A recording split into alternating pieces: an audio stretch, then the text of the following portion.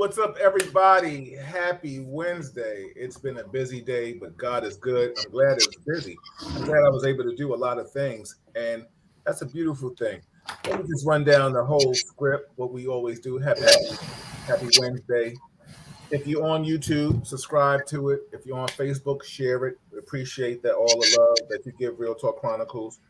Um, with that being said, I'm just going to mute my co-host for a minute, just to mute everybody, and I'm just going to run down the sponsors and everything. We're sponsored by Melba's Fine Cuisine in Harlem, Melba Soul Food. We're sponsored by Chocolat in Harlem Underground, Leon Ellis. We're sponsored by Deli Arts Magazine. You can get it on Amazon. It's the #1 selling martial arts magazine, and we're also sponsored by Soft Illusions Art Gallery. So please, support, show some love, mention Real Talk Chronicles. A lot of things can happen with that, and saying all of that. It's a beautiful thing. It's a good conversation today. I got all my guys in here today, and we always say if anybody ever wants to be a part of the conversation, please just reach out to us. We will send you the information, and you can come in and chime in with us and have good conversation. With that being said, first Mondays of the month, Assemblyman Al Taylor. The second Mondays of the month, Dr. Marilyn Quarter. We had a good conversation with her yesterday. The third Mondays of the month are the First Lady of Def Jam, Miss Allison Williams. She will be with us. She will be coming back, and she will talk about her coma that she was in, what caused it, what didn't cause it, what do you need to do. She has a testimony. And we also got Angel Ray chiming in with us that day. And it's Women's Month, so shout out to all the women. We give you love. We appreciate you. And, we're going to talk about what they've done to overcome their obstacles in their lives that have caused certain things. The fourth Monday of the month, we have Pastor Kevin Graves. He's been MIA for a while, but I think he will be back very soon. And that's a good thing. Hey, Stefania. What's up, Marlene? Hey, Vera, with the wonderful last name. Cedric. He said, what's good? My man, Scott Richardson, New York is in the building. Shout out to everybody who's in the building. We got all the crew in the building, everybody. Anybody, if you ever want to come in on this the conversations we're having, you're more than welcome. And without further ado, I'm going to introduce my panel to you. I'm gonna ask my panel how they're doing. I'm gonna start with Rich. I'm gonna go with Tab, and then I'm gonna go with Chuck. Rich, how you doing today, brother? Man, like I always say, man, I woke up with the 2 C's, a choice and a chance. Absolutely, man. What's up, Kev? How you doing today, man? I'm doing well. What a nice day today. Oh, isn't it beautiful outside, bro? Absolutely. Chuck, you have the most colorful background. Where are you at the botanical gardens and shit? Where are you, bro? Bro, man, if I swing, man, you see all these plants, man. I can't begin to tell you, man, how many plants and trees is over here, man. You got some colors over there, boy. You look like you in Alphabet City, maybe. Yeah, your Zen way is crazy right now. Yeah, brother. That's right. I'm trying to throw it to y'all, man. Give it to you, man. Give it to you. Points. Check your pressure points, baby. That is it. You know what I'm saying? So fellas, like everybody knows, Real Talk is not scripted. Never has been, never will be. We might ever come up with a topic, but we don't. That's a beautiful thing. So tonight, Cedric said he's going to have to come back one day. Cedric said, come on, Kevin, you have to be witty in your intro. He's coming at you. Exactly. So we got to get Ced back. Ced is another Rich, which is a good thing. It brings different energy. It brings John Q. Public to the scene. And, we want to do that. We want to add more people. We want to have more diversity in all things. We need to get more women in here and some more civilians. Somebody turned down their phone if they're watching it from their phone or whatever. I think that's you, Rich. It's always Rich. I know. Damn you, Rich. No, it's not my phone. It's not my phone. My phone's not even on. Okay. Well, hold on. Let me see. Maybe it's your hearing aid. We already started. It's starting already. You drew first blood. First blood, Kevin. So fellas, last week we talked about mental illness, and we slid Monday. We had Dr. Corder on, and then we also brought Lisa Whiteside back, correction officer, and she talked about mental illness too. And then also had my friend Norm Davis come in, who is a retired sheriff and fed out of North Carolina, and he also tried to take his own personal life.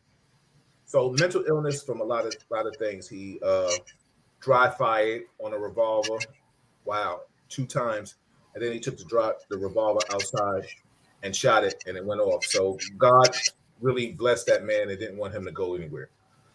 Right now, we just thank God for the great work of law enforcement. We just got the individual that was going around shooting the homeless individuals. We got him. And also, too, we apprehended the man that went off at the art museum because he couldn't go see the film. Okay. So law enforcement has definitely stepped up. The mayor has been defending law enforcement, which is an excellent thing. I tell people all the time, if you're hating on Mayor Adams, don't hate on him because he's definitely, if law enforcement, former law enforcement officers are hating on Mayor Adams, you're hating on the wrong guy. He's not de Blasio. Like Kevin, what do you call de Blasio? The great? The great unifier. Yeah, the great unifier. Yeah. Yeah, Rich, I don't know where the hell you are, but I just muted you and we don't hear all that sound effects. So you're it, Rich. I just muted you, so I don't know where you are. It's not adjusted it, Rich. That scritchy scratchy shit, we ain't gonna have that tonight. we gonna rectify that shit before the show is over tonight. Hold on. I got you on mute. I don't know what you listening to or how you working it, but listen. If you ain't talking, we're going to have to mute your big self. You know what I'm saying? Shout out to everybody that's chiming in. Deborah, what's going on? Mental illness is see, there you go again. You're hard-headed. There you go. You know what I'm saying? What's up, Brenda? Brenda, talk to him. Brenda, talk to him. He don't want to listen. He don't want to listen, everybody. Like they used to say, Linda. You got to listen, Linda. Now, anyway, so with that being said, we're gonna kind of piggyback off of that. If you sat down, any one of you, this is the question I propose for you guys. If you got a chance to sit down with the mayor or his administration, and he asked you, he said, Chuck, Rick, Kev, what would be something that you would want to do? What ideas would you have? How we deal with the mental illness? Because, like I said, I talked on the show. I don't want to. People that have mental illnesses, I understand, sympathetic. I don't want perpetrators committing violent crimes all of a sudden getting away with talking about, oh, I'm mentally ill. No, you're not. It doesn't show anything in your high school records, your college records, that you're mentally ill. Dr. Corder was saying that you can snap. I get it. We talked about snapping, certain things that could push you over the edge. But then I still I told some stories, everybody told some stories, and we still went from it can still be premeditated, how you strategize how you're going to do things. Like I was telling them about that man that went in the Museum of Art. He went there with a knife. He knew his shit was suspended. He didn't pay it. So you went there and then you got mad because they told you no. You knew they was going to tell you no. So then all of a sudden you pull out a knife and you just get to sticking and stabbing people. And then you think it's all right. Is he mentally ill or he just damn near butt-ass spoiled or stupid? You know what I'm trying to say? So certain things, we have to understand the difference between mental illness. Now, what about the kid, the guy or the girl that's been trying to kill a cat when he was 6 years old, 7 years old, try to boil a cat? That's mental illness. Lisa was trying to say that, everybody needs to be saved. I didn't take that approach. Hard of me that if sometimes if you're just a bad person, you're just a bad person. And I think throwing on the bus I'm not all about trying to rehabilitate the world when you're just a serial killer. Like this guy that's going around that was killing all these homeless people. We need to talk to him and find out what happened, right? But those were all premeditated crimes. He wanted to kill those homeless people, setting them on fire and things of that magnitude, shooting them. So do I think all of a sudden now we got to put him in a mental psych ward and talk? Yeah, we're going to talk to him and find out what happened, what caused him that. But no, I don't feel sympathetic enough for you to say, okay, now I'm going to put you with all the other ones that flew over the cuckoo nest. And I'm just being facetious, everybody.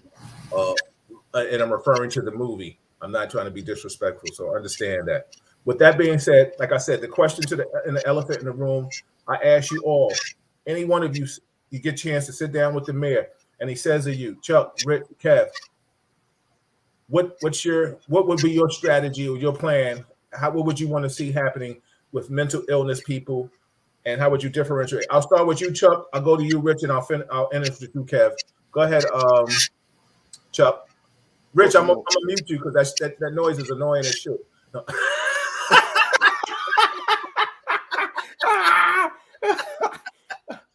Oh, man. Go ahead, Chuck. Well, you know what? The bottom line is that mental illness has to be addressed by professionals. Police officers are not professionals when it comes to dealing with mental illness. There has to be I feel a broader approach in terms of doctors, clinicians, physicians who are familiar with mental illness. And I think that they should be incorporated some way or another within the police department for the purposes of being able to address the issue. So even if it means unifying and putting it collectively together as a team in order to deal with the issue of having a professional to be able to really identify when someone is mentally ill, and then having the police for the purposes of securing their well-being, to remove them, transporting them to a mental facility of some nature, then that makes sense. But I do think it has to be a joint effort. It can't be one-sided. And I'm sorry, it appears that 9 times out of 10, when there is an issue associated with any problem with the city, they automatically give a police officer another hat to wear, right? Well, let's add this onto the list, whether it be based on ASPCA issues, or if it has something to do with the mentally ill, or if it has to do with horse and buggy crimes. Oh, hold on, Chuck. Let me interject 1 second. A lot of people don't know the mayor and the first dep rode the trains.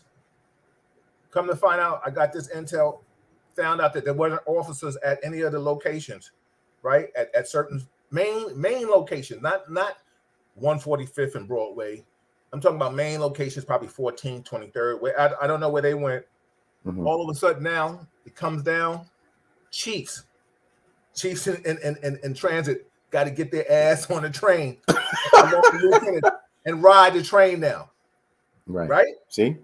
Holding people accountable. I just got that in today. So go ahead, Chuck. Yeah, keep going with what you're saying, brother. Well, like I said, it has to be a joint effort, man. It has to be some type. I would think that they would put together some type of task force that would incorporate all of the entities associated with mental health, and we could work collectively as a collaborative effort to address the issue, because it has to be multifaceted. It can't just be one-dimensional, So that would be my overall advice directly to the mayor, and then how they would put that together. Okay, I leave that up to them because they're the professionals. They know exactly what dynamic or what components to put together. But I do believe it has to be a joint effort. It has to be somewhat of a task force in order to do that, And what you're saying also too about the task force, they just released the task force first day, I think was Monday, that the gun initiative task force, or anti-crime, I think, whatever they just started their situation.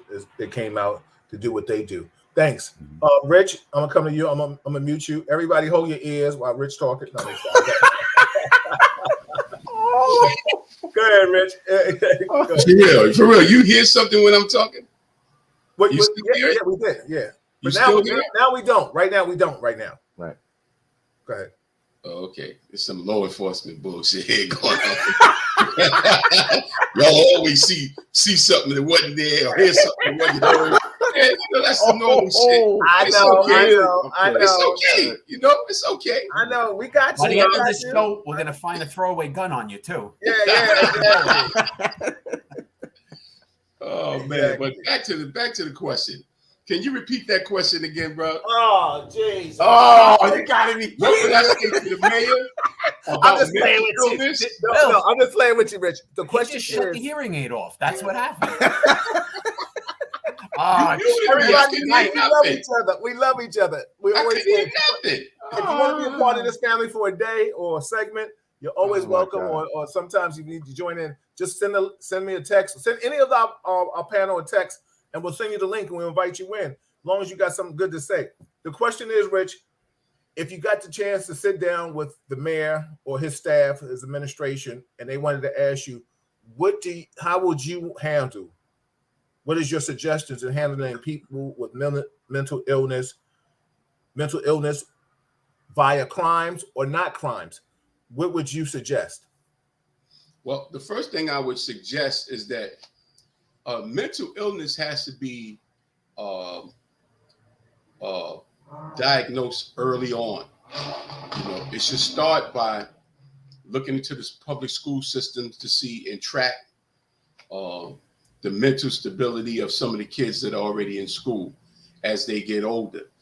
And as they become adults and they're on their own now, I mean, not him, but I believe they closed facilities like Graymore and other facilities that dealt with people that had mental illness because they weren't properly running these facilities, which is the case a lot of times where somebody is put into a situation where they're either incarcerated or held in a mental institution, and the people that are there take advantage of it to the point where they throw the baby out with the bathwater, so to speak.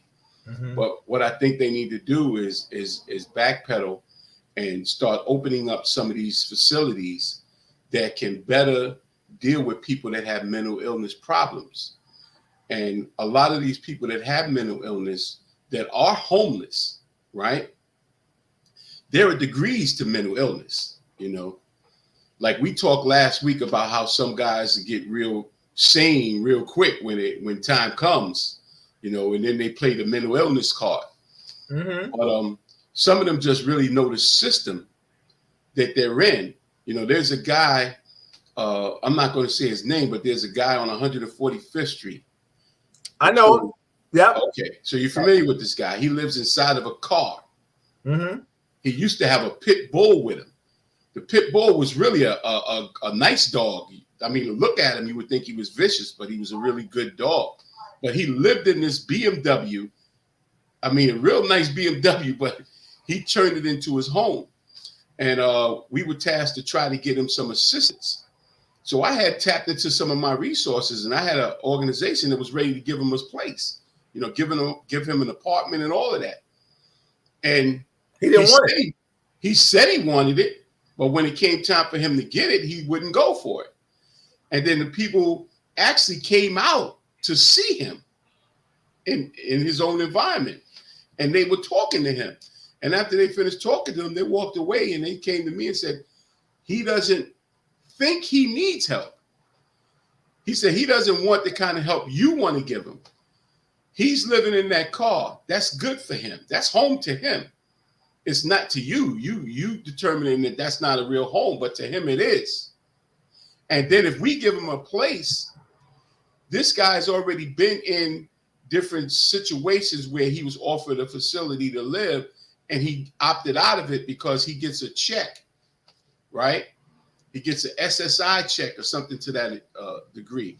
And in that check, if he gets a place to live, they take a portion of that check that goes to his living situation. And he's like, I don't want to give up no money. I got my place. Why would I give somebody money for an apartment? Even if it's not the whole check, I'm not giving none of my check. And then he's supposed to be on the medication, but he medicates himself because he finds a way to get that check, whether it's to a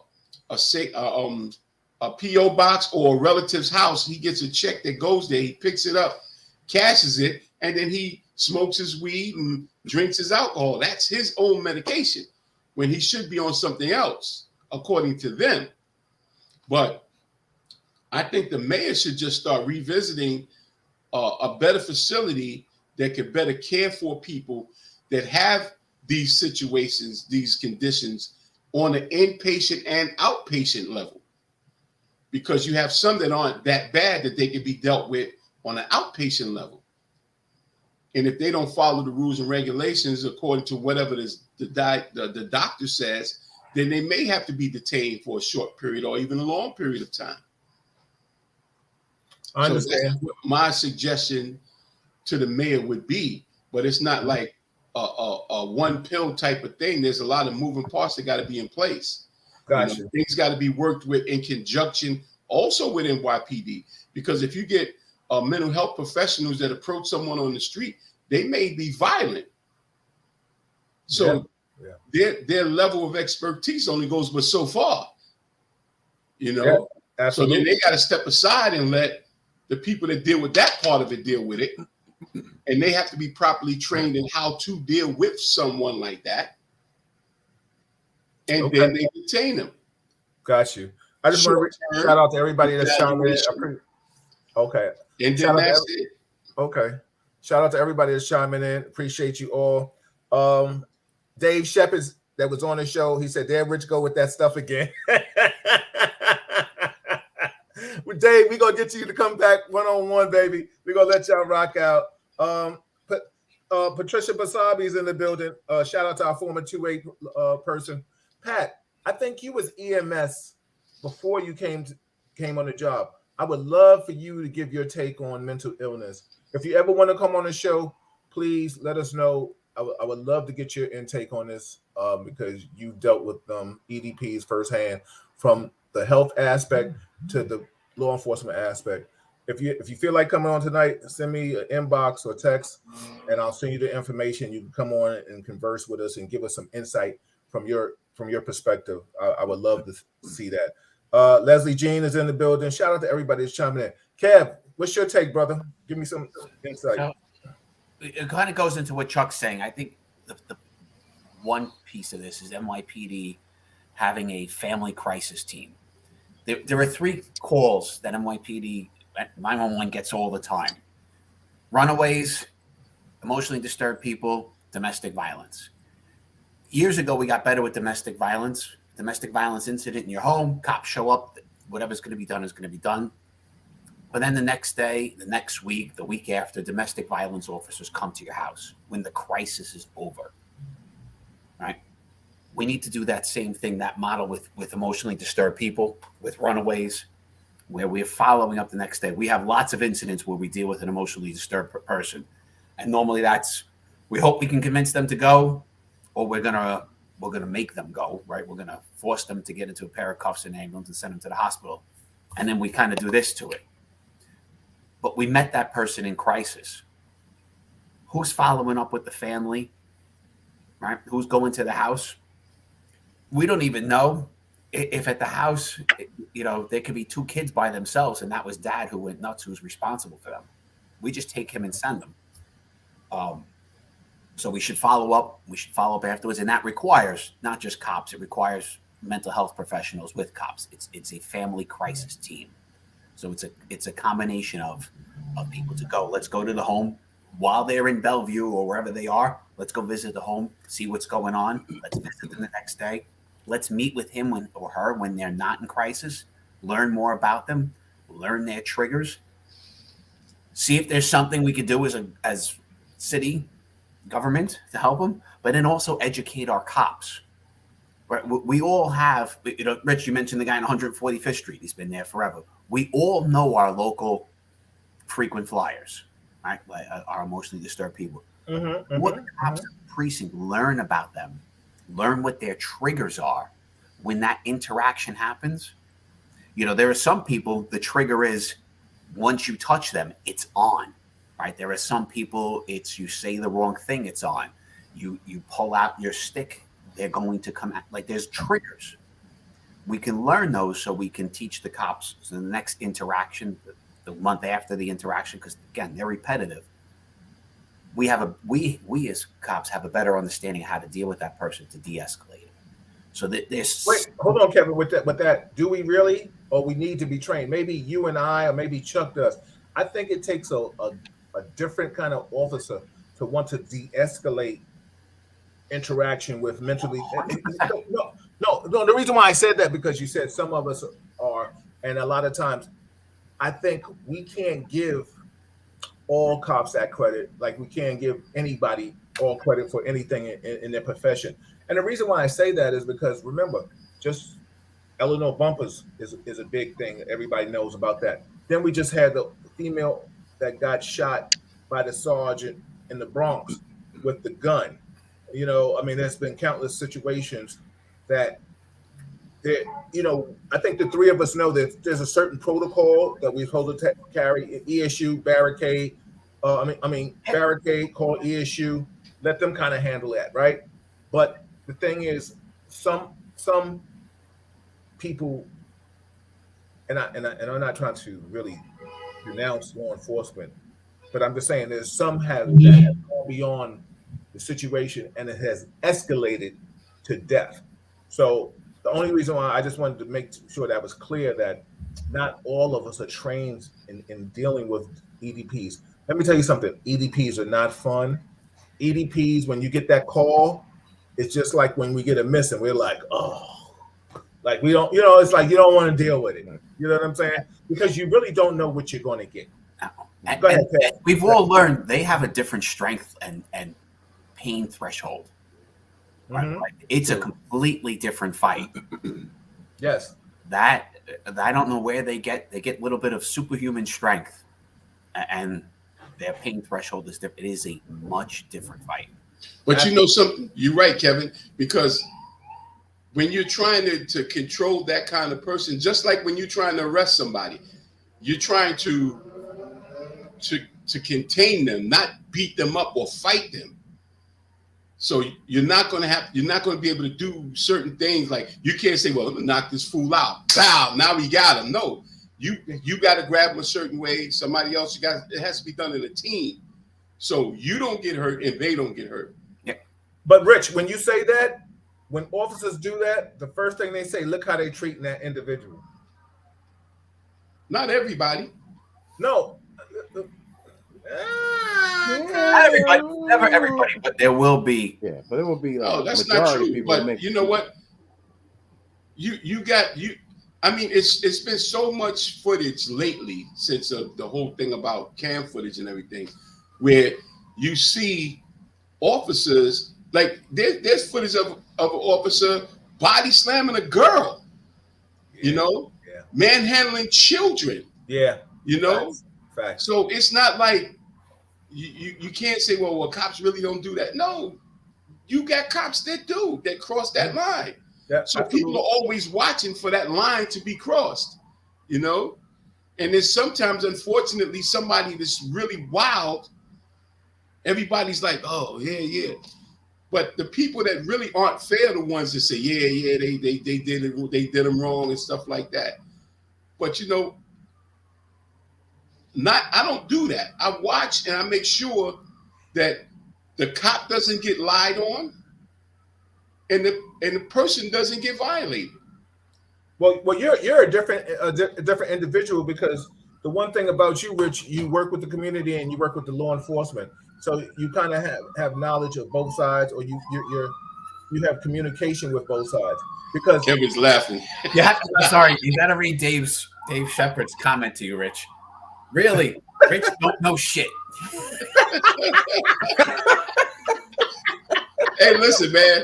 Which one of them guys said Rich always got a story? oh, that's my man. Give you a story. He's in here tonight. I showed him. I showed him what he sent me. Your ass, right?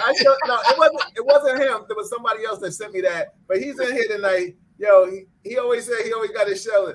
And he said Kevin made some good points. Stefani said all great suggestions. James Baker said excellent point, Kev. The entire model for dealing with the mentally ill and dealing with them needs to be upgraded to 21st century thinking. San Francisco has a model for responding to mentally ill people jobs when trained mental health professionals respond with PD to assess and determine what should be done. Brenda McLaughlin said, do they have mental illness training in the police academy? Not really. I mean, It's You hard know, to train. I think based on the, I know when we came through, all right. I mean, I'm kind of telling myself, but I think when we came through, it was like maybe a small segment, right? It wasn't a Yeah, big, it wasn't something that it was was on a the lot of test. extent. Right, it It was was on the on the test, test. right? It was maybe some scenario based things that you were shown in regards to how to deal with an emotionally stirred person, Mhm. but it wasn't anything that was elaborate. It wasn't as if it was extensive.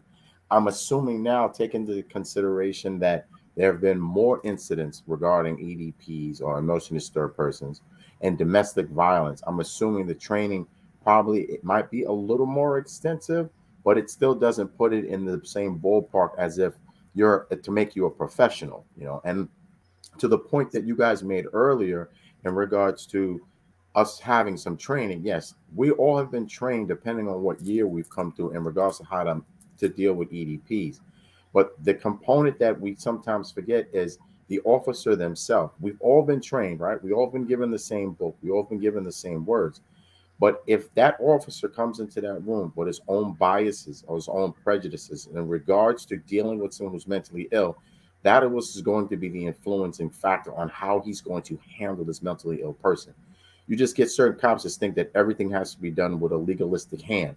Guy doesn't want to come, I'm a body slammer. I'm putting handcuffs on him. Where if that's their mindset, despite how they've been trained, if that's their overall philosophy of how they handle every single individual, they're going to bring that to every single job. So we have to take into consideration the mental state of that officer and where his head is at, or how he views how to handle someone who's mentally ill. And I think that in itself has to be somewhat also universal. Like that may have to be put in a position to reprogram officers to understand very clearly this is someone who's mentally ill, right? This is not a perp. This is someone who committed robbery. This is someone who has an actual illness, and you have to address them in that manner. And very well said. And shout out to my man Steve Talkovitz in the building, former team member I worked with. He said when I was on patrol and we got an EDP job, we tried to get as much info from Central as possible so we know what we are getting into. Yeah, Steve. Like Chuck was saying, and like you're saying, we just coming out the academy, we were able to, we it was a good test.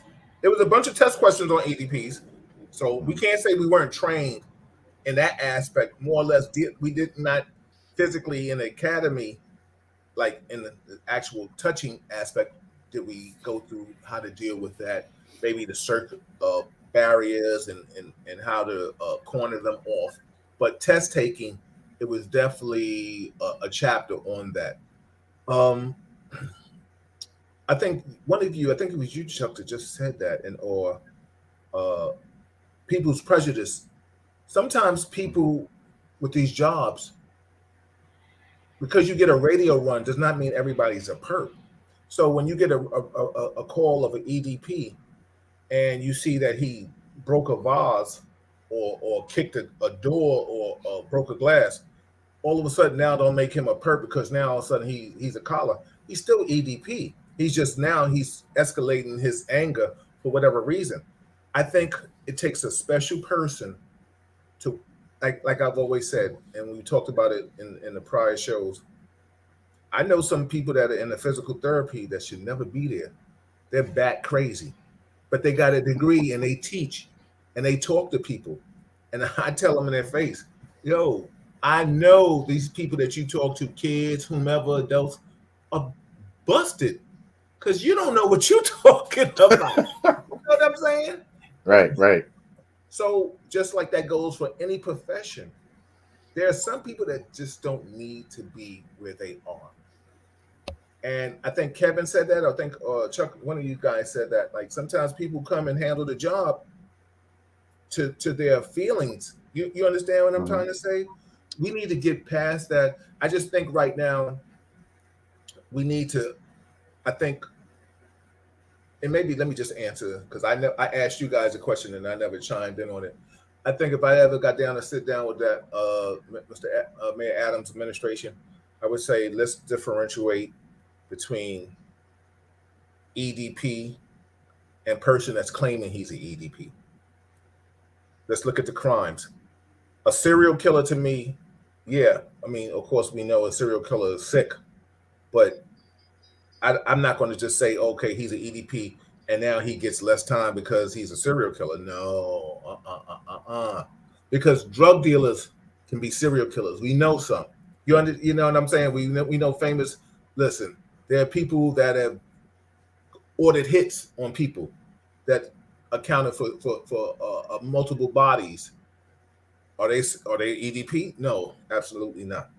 So I think let's find how we differentiate, how we structure the EDP terminology. Like I was talking about the man that threw feces in the woman's face. I said to me, he wasn't an EDP. Now, yeah, is what person throws shit and feces in somebody's face, but he knew who he threw it. He wasn't throwing it in Chuck, Rich, and Kevin and Bill's face. He threw it in a woman's face. So he knew what he was doing. That to me, that's not EVP. That's selective. That's selective. You picking who you want to pick on. You know what I'm saying? That monster that just beat that Asian lady up in the hallway, punched her 125 times. Listen, you get arrested, you don't earn the right to say you're EDP. You're a bully to me. Now, is he an EDP? If we go back to his grammar school, high school records, and it shows, like I said, he didn't strangle the cat. He wore black every day. He was eating chalk in the classroom, and we looking at his records. Yeah, he EDP. Okay, now we got some wiggle room with this. But the thing is, you walk in the lobby and you see an Asian woman, for whatever reason, unbeknown to us, and you just start wailing on her, and they hit her 125 times. Really? So my thing is, let's find out how we're going to do this. Let's sit down and bring in some of the best psychiatrists and check the boxes. Not just go through the boxes, but let's check the boxes. Let's do your due diligence, because we can psychoanalyze each other. And anybody that's ever taken psychology, and I am one, we can find out. They start going through the checkpoints. They want to go back to your childhood. What happened when you were a little boy? Did somebody touch you? And I'm being facetious, but from a psychological standpoint, if you ever took any psychology classes, it depends on how far you go. Everything stems from the childhood, because that leads to where you are to this day. So yeah, we have to go back and find out certain things, but let's differentiate between crime and really mentally disturbed. I think those are key components. And then now we can start charging accordingly. I don't know. Any thoughts, comments on that, fellas? I've never thought being an EDP got you out of criminality. And really, the courts don't do that much anymore either. I think it's just at that point, you're going to get arrested, you're going to do your time, but it's how the correctional system will handle you and where you go in the correctional system.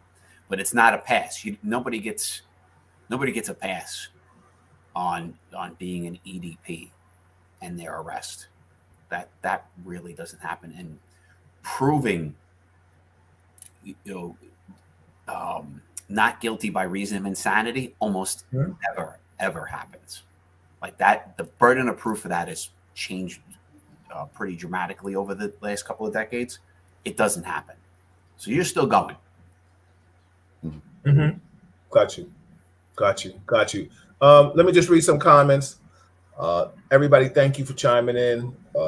Real Talk Chronicles. I'm your host, Bill Forster, with my co-hosts, Kevin, Chuck, and Rich. Rich, Chuck, and Kevin. Rich, Kevin, Chuck.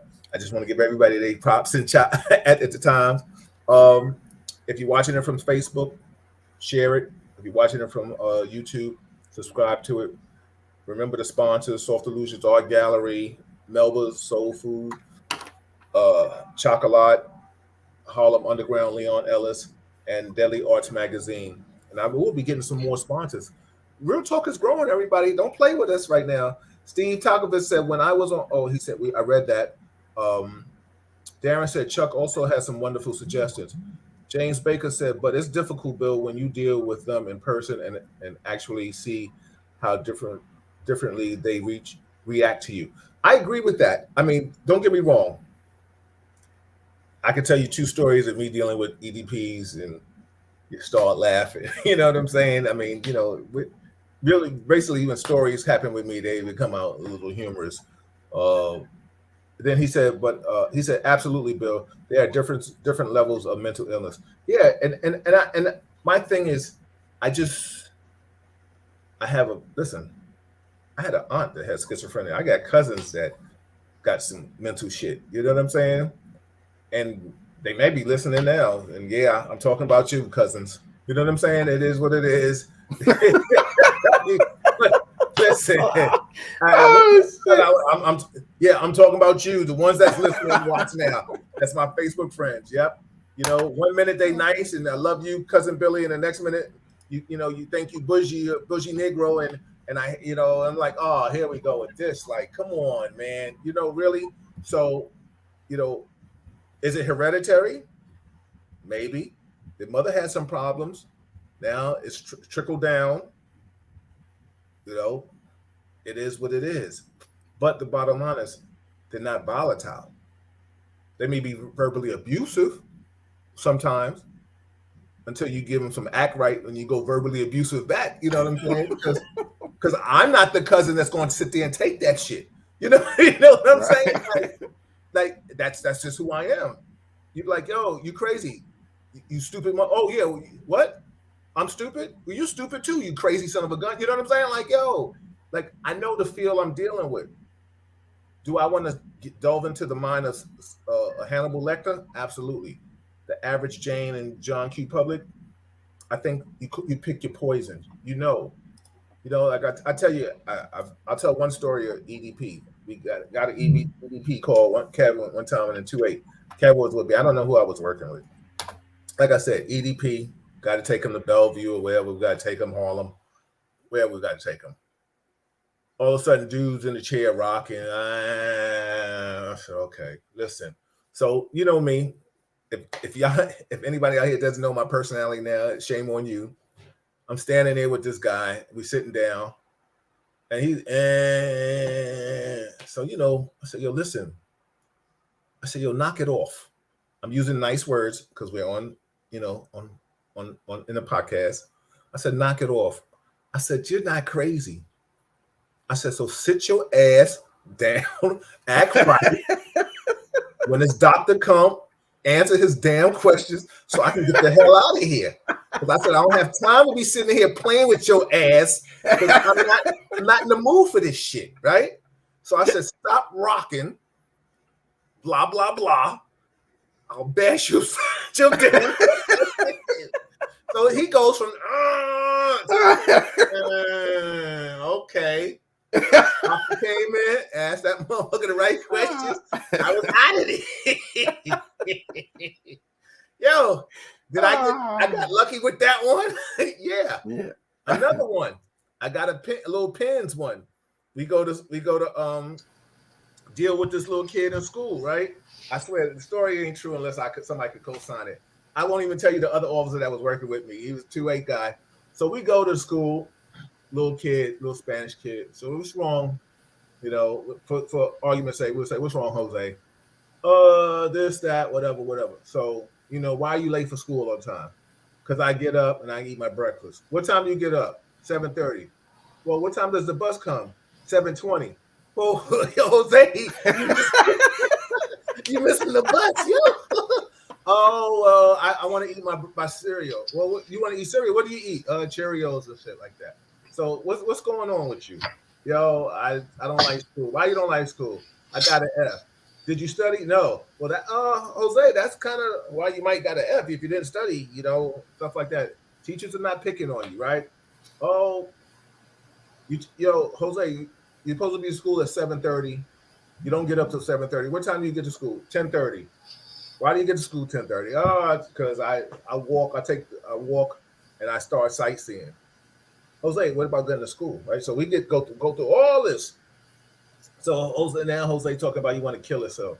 So now he's like, yeah, I want to kill myself. I want to do this shit. I want to do that shit. I said, Jose, okay. So the other officer that I'm with, He's like, yo, it was like we gonna take him to Brooklyn, someplace else. His parents got tired of him, whatever.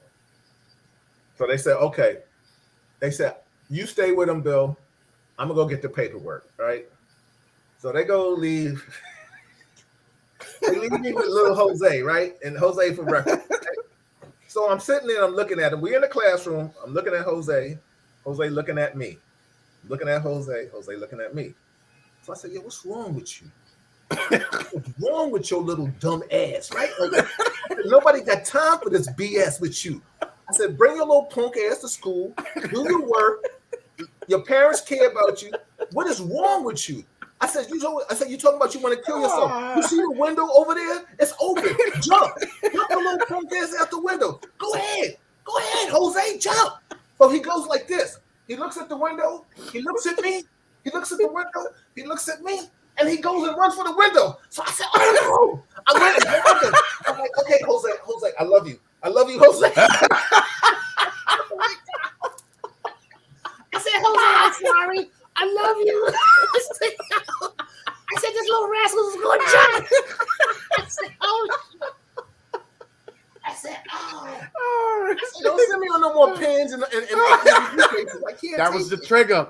Yo, I told his little ass to jump. He looked at the window. God. I said, go ahead, jump. He looked at the window and ran for the window. I said, Lord have mercy, this little kid is going to jump out the window. Kev, how would I explain that to the death? This to a question that came up earlier. Did we get training in the academy? Yes, but Bill was not there that Yo, I went to the Clint Eastwood School of Training and shit.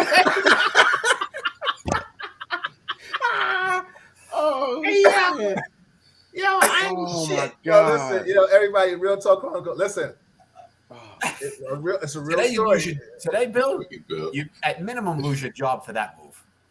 Listen, that's why I'm sitting here right now and telling you that I would not be instructing anybody in how to deal with EDPs, because the bottom line is listen, certain things are dealing with certain things. This kid really needed a hug. Now listen, after I found out he really needed a hug, he got the hug. I hugged the shit out that little boy. Probably had him. When they came back and they said we don't have to take him to Brooklyn to another place, I said, "Come on, let's get out of here, man." He said, "Why? You don't?" I said, "Come on, let's go. Let's get out of here." But Bill, it sounds like you really related to this kid, man. Well, after he was running to that window, I sure did. I understood. I understood all his problems. You know what I'm saying? They got a saying: "Crazy recognize crazy." You just look familiar. That's all.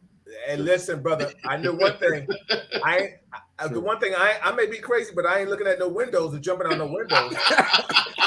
I think you were okay with everything you said until you told him he could jump, right? There's nothing wrong with calling somebody out saying, "Come on, dude, shut the way." Yo, how the hell you call somebody else out to kill themselves? So listen, yo, listen. I thought the kid was bluffing. Listen. You talk about your parents get you up, and you talk about you get up at 7:30 and you got to eat your cereal. What time your school bus get there? 7:20. What? I was like, yo, you play? And listen, he was sitting there talking like so quiet and calm. He was like, yeah, like looking at his nails, like, yeah, the bus come. I want my cereal before I go to school. So why don't you get up earlier? He said, because I stay up late watching TV. Oh, you think this is a game, Jose? You know what I'm saying? Mm-hmm. So that's why I pressed that button. But then when he looked at that window and looked at me and looked at that window and looked at me and then went for it, I said, oh, no. But Bill, everything that he said to you when you asked him was a straight, honest answer. He gave you straight honesty. Yeah, but you might have looked at it as not making no sense, but it was honest. Yeah, but so when he said that Rich, he wouldn't kill himself, he's being honest. Well, Rich, the bottom line is, I think we all from schools of, I mean, you look at children today and they have all these acronyms behind their names, right? And I look at a lot of these kids that all they need is tough love and the ass whipping, right? True, they do need it sometimes. Mm-hmm. Absolutely. So I think that worked back tough love, ass whipping, but not a push out. We were raised totally different than these kids. We were also raised at a time where the time was different. I agree with that. Now, you got kids that they don't know nothing about an ass whipping. You put your kid on punishment and say, go to your room where he's got a PlayStation and an Xbox, and this motherfucker's talking about he wants to commit suicide. And that's what I'm talking about. See, there's a difference between being spoiled. And listen, I've always said a lot of the problems have come when they took away us being able to reprimand our children. Mm-hmm. I really feel that a lot of problems have occurred because we can't reprimand our children. Children talk back. They say all kind of crazy shit. You know, years ago, it used to be the little white kid spitting at his mother. You got black kids and Spanish kids doing all that shit now. It's a universal spit. You know, kids are just spitting just because they can spit. Listen, and if you heat that little kid's face up, right? Oh, I'm going to call my teacher. I'm going to tell you, listen, out of the four of us right here, and there's no ethnicity to discipline and how we were all raised. Which one of us here think they could spit at their mother when they was a kid? Raise your hand, please. Matter of fact, no, hold on. I got all my teeth, so I didn't do it. The one thing was, I don't think we didn't even consider the thought of spitting. It wasn't even something that was in our mindset to even consider doing, much less attempting to do it. I mean, even sometimes if you made a word, like let's say your mom said, do me a favor, pick up X, Y, and Z, and you moved a little too slow, or you like kind of sucked your teeth, too late. By the time you turned around, the shoe was already coming. You knew never to suck your teeth or ever to cut your eyes ever again. So even the fathom the thought of wanting to spit on someone, that wasn't even something we even thought about, we even considered. Chuck, like you said, Kev, like you said, and I'm Rich, I'm sure you can contest to this. Listen, we didn't learn how to speak back to our parents until we got 16 or 17. You know what I'm saying? Listen, I learned how to box from my father. I say something slick, pop. I was like, oh. I was like, oh. Get me in the corner. Listen, yo, kid. I ain't been here for a long time, but in the street, fighting somebody, I was like, yeah, you ain't faster than my father. If you ain't faster than my father, you can't touch this, yo. Right. You know what I'm saying? Because I would get caught by him. Pop, pop. I was like, oh, okay, I got it. My bad. My fault. Right. You know, listen, mommy's right. I should have picked this shit up. Yeah, it was just a sock. Right. I didn't know I was going to get knocked out for letting the sock sit there over 5 minutes. I get it. But listen, we were trained a certain way. I get it. A lot of us now do not want to hit our children, and that's fine. But we knew how to instill fear in our child the first time, and that still stayed within the mind. Blame me. Maybe I was a little hard-headed. I had to learn a little bit more than some others. So I got touched a little differently sometimes. or a little longer in life. You know what I'm saying? But I'll own that. What do they say? What's the old cliches that still stay to this day? A hard head makes a soft ass. Soft ass. Right? But you know what, Bill? I mean, because I noticed after working in the group homes and foster care, you had a lot of kids that method was abused to crazy degrees, where ACS, well, BCW back then turned into ACS and all of that. But I've heard so many crazy stories and working there of how some parents just went OD, man. You know, I mean, I got some horrible stories from guys, man. You know, I had one kid, his father's wife died, and the father was taking care of his son by himself. And his father was ex-military, and he was a real disciplinary. And he used to make his son, fix his bed with the hospital corners, where you could, bounce a coin on it, yep. And it would pop, yep. And he would get him up every morning and had him run 5 miles or whatever miles every morning. He had a ritual, push-ups like that. But if he violated any of that, if he slipped on anything, his father would beat him and then sexually molest him and lock him in the closet. Oh. And when we got this kid, he was 16 years old, and the way we got him is his father had died, had a massive heart attack. while he was locked in the closet after one of those episodes. Jesus. And when he came to us, the kid was in like, he looked like fucking built like O.J. Simpson, you know, at 16. He was a specimen of a guy, but he was well-mannered. He was disciplined. He had that same regimen. He would want to get up in the morning and ask somebody to run with him and do all of the stuff he was doing back when his father had him. But he was mentally disturbed, you know. We used to take him to see a psychiatrist, you know, and the psychiatrist deemed that he had certain suicidal behaviors that was going on with him, you know. And this kid didn't have any family, and he stayed with us from 16 to 21. But this kid went to school. He got a degree with us. He got a job with us. And when he aged out of the program, when you age out of our program, you don't get discharged to air. You have to be discharged to either a family or your own apartment, right? In his case, it was to his own apartment. But prior to that, he would get like visits where he met a young lady, and he was old enough to be able to get a pass to go and spend the night with somebody over the weekend and then come back, which he would do. And he met a young lady on his job, and this young lady had 2 kids. So they had a good relationship. We met her, you know, everything was cool. And we were going to discharge him to that relationship. Upon discharge, his psychiatrist came to us, me and the other supervisor, and said, listen, I got to tell you something, but I'm not supposed to tell you this. And he told us that the kid had suicidal behavior, which the stuff we found out from him after the fact, you know, because anytime you go see a psychiatrist, he's not supposed to tell us what y'all talked about, you know. But he decided he needed to tell us this. So he told us the kid had suicidal behavior, that some days he would get off work and go have sex with prostitutes, unprotected sex. So they deemed that as suicidal behavior because he can get a disease or whatever. And he was doing it with transgender, whoever would pop out, and he would engage in that activity. And then he said to the psychiatrist that he had these illusions that he would have sex with children, right? So, which was the reason why he was telling us this, because we were aging him out to this relationship with a woman that had 2 kids. But he couldn't say nothing, but he was telling us off record. Now, he wanted us to do something about it, but we weren't even supposed to know about it.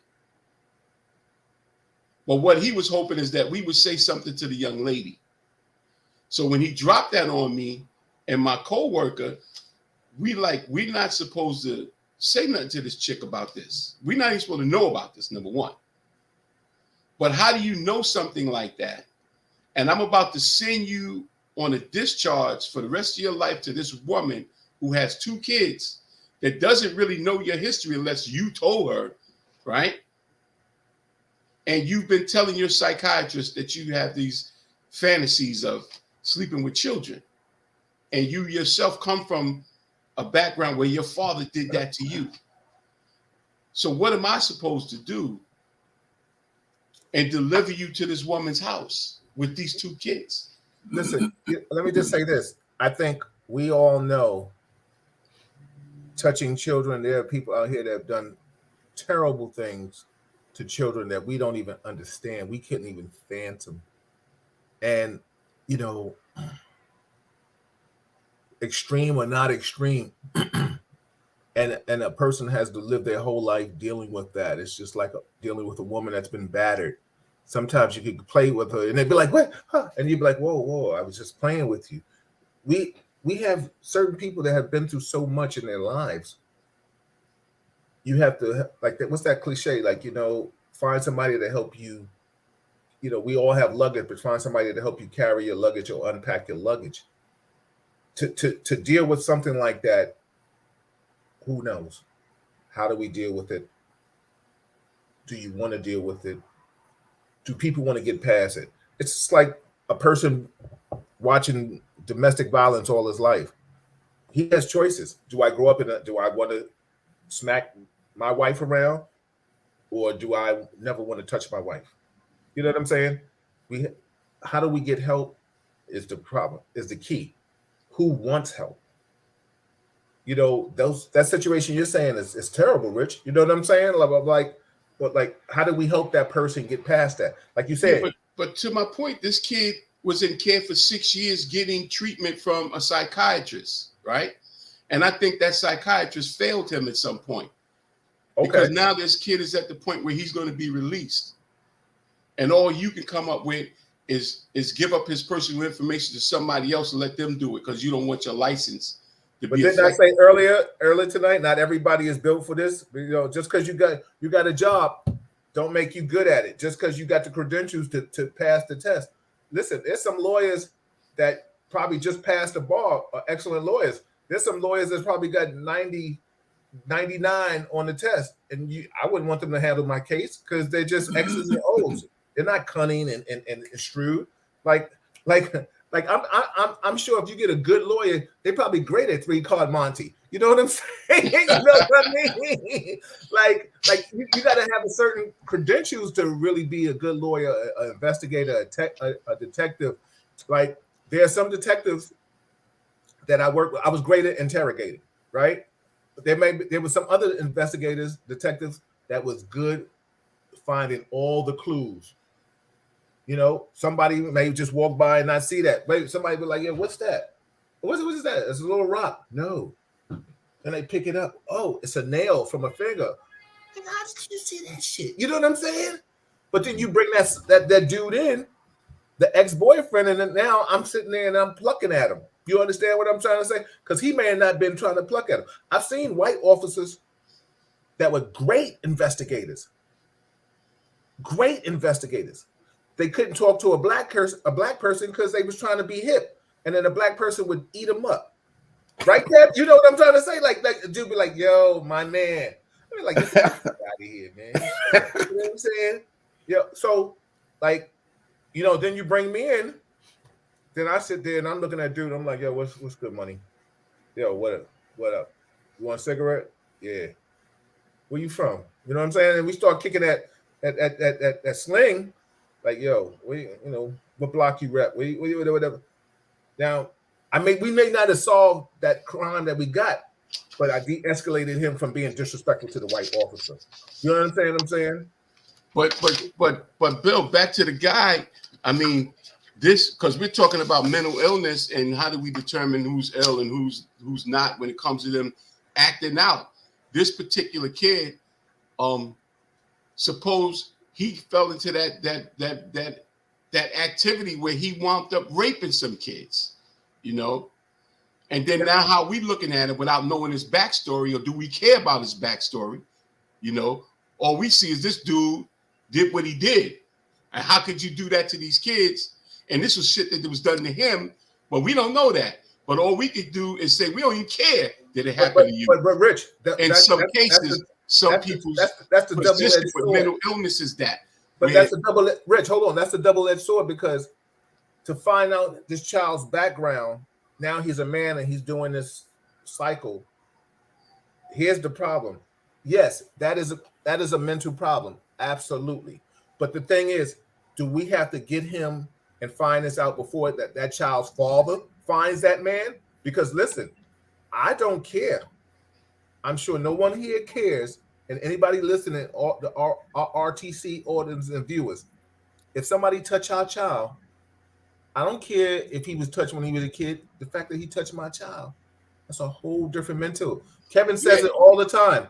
But Kevin I brought that up last week, and I used me as an example. If that would happen, I'm not going to be advocating for that shit. I'm going to go for this guy's head. But that's why somebody else has to be that person. Because I told you, like I said last time, I said, I have now become mentally disturbed because you did what you did to mine. So you can call me crazy too, because I'm coming for you. Yeah. Go ahead, Kevin. Somebody else has to be that person. Once the guy's crossed the line and committed the atrocity, he's the criminal, goes to jail, and again, corrections, maybe you can figure it out. Our job, society, is that victim.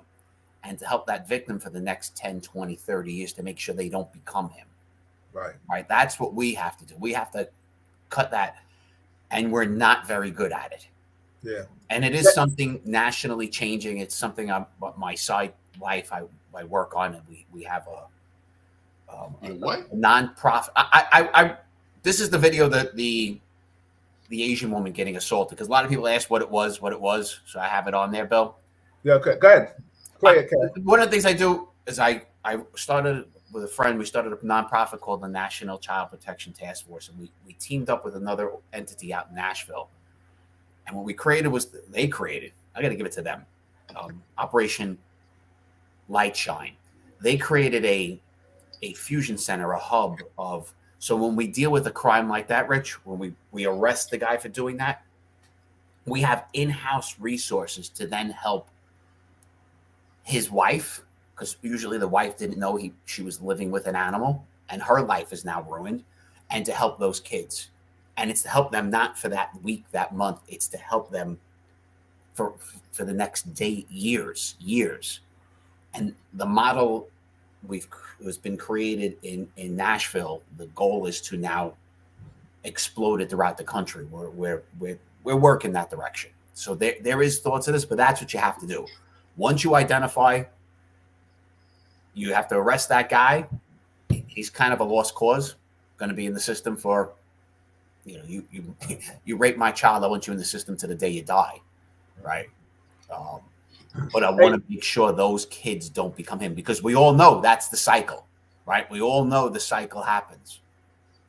Well, I think honestly speaking, okay. I'm sorry, Chuck. Go ahead, please. No. I was going to agree with him that cycle of abuse is something that unfortunately is inherited in every child, anyone who's been exposed to it. Unfortunately, right? It's something like, I mean, even when we were growing up, right? The way that our parents raised us, let's say, irrespective of any abuse, when we had our own children, we automatically remember how we were raised, and we just assume that that's the way that we should raise our children as well. The same thing happens directly related to someone who's been a victim of any issue associated with physical abuse, or let's say you have an alcoholic father or alcoholic mother. Even if it's not you not being abused, you see alcohol use being used so frequently in your home, you automatically just think and feel that, hereditarily speaking, oh, that's a norm, and you drink excessively. And then you see what it's done to your aunts and your uncles, or maybe it's your mother and your father. And then sometimes it takes something catastrophic to see them slowly either getting some type of cancer, or they get ill. And then all of a sudden it may trigger you to go, oh my God, that's not the route right. I mean, the right route to go. But nonetheless, it's in your space, right? It's in your home. It's what you're exposed to. And for some of us, like unfortunately for this young man who was brutally freaking abused in so many ways, to him now, in his head and his mind, it's a norm. Yes. To him, it's a norm. It's normal. And we know good and damn well it's not. And like Kevin's point, yeah, he has to be incarcerated. And at some point, yeah, hopefully you can now address the family who's affected, or the children that might be affected, by finding out, oh, your boyfriend or your dad or your father has been creating and doing these heinous things, and now they need the therapy more so than anyone else. Yeah. Rich, I have a question for you from Brenda. I don't want you to be long with this shit. Just to say it real quick. You know, I'm just playing with you, but because I want to show this video. You got to give him that. Yeah, I'm just playing with him. He know I'm joking with him. But Brenda asked a question. She said, "So, Rich, the guy went off with the woman and her kids, and that was the end of it. So, I guess, do you know the end that happened with that story, brother?" Oh yeah, I could give it to you. What happened? What you didn't ask me was, what did we do when we got that information? Right. Well, go ahead. Enlighten us, what we did, me and him decided that we got to let the young lady know who this guy is. Okay. Right. At the risk of losing our jobs. Wow. So we called her in because we had developed a relationship with her also, because she would come to the facility. She met us, and we were like his father figures, right? Because he had no family. So we broke the news to her about his background, and shared with her what we found out through his psychiatrist. And we told her that this is something that we're not supposed to tell you. And after we told her, she spazzed out. She called us liars. He's not that kind of guy. Blah, blah, blah, blah. And she stormed out of the facility and met with him later and told him what we did. He came back in our office, flipped out, going through all my papers, say, yo, I don't want you contacting her no more. Matter of fact, I'm leaving now, which he had a right to do. He could pack his shit up and leave now because he was at that point. So he took all of his shit, right? And took his contact because I had the Rolodex then. So he went through my Rolodex, got my shit out of there, and he stormed out. And I'm sweating bullets. I'm like, oh shit, I'm about to lose my fucking job, right? Right. So I didn't hear nothing. The next day, I wasn't at work. He came to the job looking for me again and my coworker to flip out on us, met with the other staff, got into a beef with them, pulled out he had went down to the kitchen and got a knife, a butter knife, to break into the office. Because he said we had some other shit that belonged to him. So they were trying to stop him. But like I told you, this kid was like crazy shape. They didn't want to have no parts of him. So he broke into the office. They called 911 and told them that there was a guy in the office with a knife. He's in my office, locked himself in, and I got to the spot. The SWAT team was outside, ready to come for this kid. And I said, yo, let me talk to him. So they said, we just need him to pass the knife through the door. I go to the door. I'm begging this dude, yo. So finally, he passed the knife through the door. They threw me to the side, locked him up. Long story short, they let him out.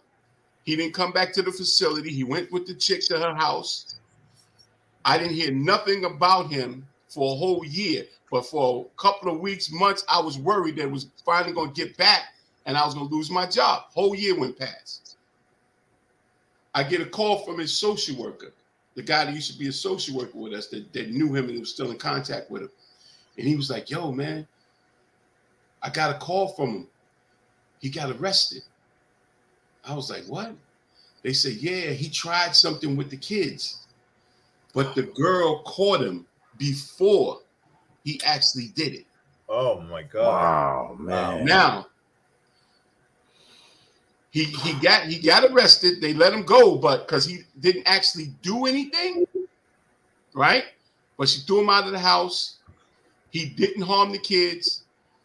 And then I said to my coworker, she didn't have that on her radar, right, about him. If we hadn't have told her, he might have succeeded with that. True. But because we put that in her head, she saw something that wasn't right that she might have overlooked before, right? So he wasn't able to succeed with molesting the kids. He got displaced with the woman and all that. And then a year later from that, I bumped into his ass on 125th Street. And did he have issues with you, Rich, or he was easy? See what happened when I saw him, I was kind of nervous. I thought it was going to be on. And when he saw me, he said, Mr. Williams, oh, how you doing? Oh, man. He was humble pie. He was like, yo, man, I'm sorry about what happened. You know, I'm getting help now. I'm okay. You know, I'm getting treatment. He didn't know I knew about what happened. But he kind of like, you know, said that we're not together no more. You know, it's for the best. You know, that didn't work out because I really wasn't, I shouldn't have been in the situation. You know, he kind of copped to it without copping to it. But he said he was getting treatment. Thank God. So long story short, what we did, it helped, I think. You know what's so funny? I commend you for that because you put your jobs on the line. You and your coworker put your job on the line to divulge that information, which was noble. You know what I'm saying? And I didn't know what else to do, man. No, I like I said, I commend you for that. Clap, you know, give some hearts up for him for that because some thumbs up because that you went beyond the call of duty and what you were supposed to do and you did it. And thank God it came back, like you said, because even though she didn't agree with it or believe it, now it's in her mind. And so now when he's doing something, you know, that whole, well, wait a minute, the child's taking a bath. Why all of a sudden you want to go in there? Now all of a sudden you want to go in there when they're taking a bath. You know what I'm saying? Little things like that may tweak a little something, and now you watch it, and then all of a sudden now you splash it in the water. But like, whoa, what are you doing? Come on. Now, Mr. Williams told me that Mr. Williams and his coworker told me that you like, you got a thing with this. Now I see the signs. So I commend you. I applaud you for that. Real talk. 100%. Thank you. Absolutely. Yeah, Absolutely. Thank you. So Kevin, we're going to show this video. Everybody, please, as it says, warning, graphic violence. We had to put that disclaimer out there. You ready, Kev? Go ahead. 2G. Oh shit. We know about that.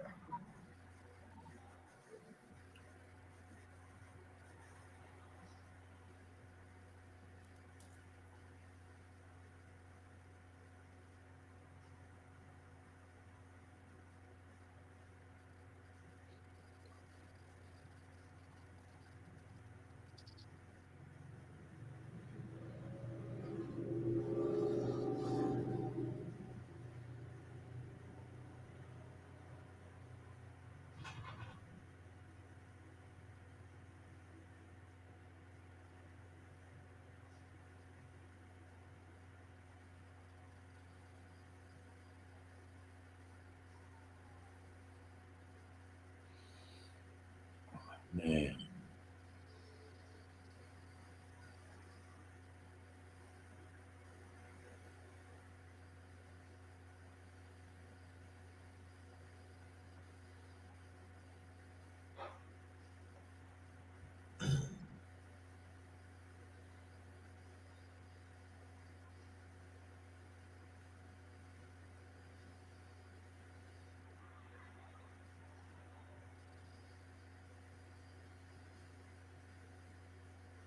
Bill, how tired do you get after 125 punches, throwing them? Yeah. Right? This. I mean, look at the guy. He's a little bit out of shape, maybe a lot. But you know what's so funny? Strength. This is EVP strength. Let me tell you something. When I look at this kid, right? Oh. When I look at this bastard, he's punching because nobody's punching back, and he's doing this because the person is so weak. Look, listen, he's spitting, he's doing all kind of shit. Listen, back in our day, he go to jail. You put him with everybody that needs to be there. Like, he thinks this is a game, yo. He thinks this is a game. He doesn't even want anything from her. That poor woman.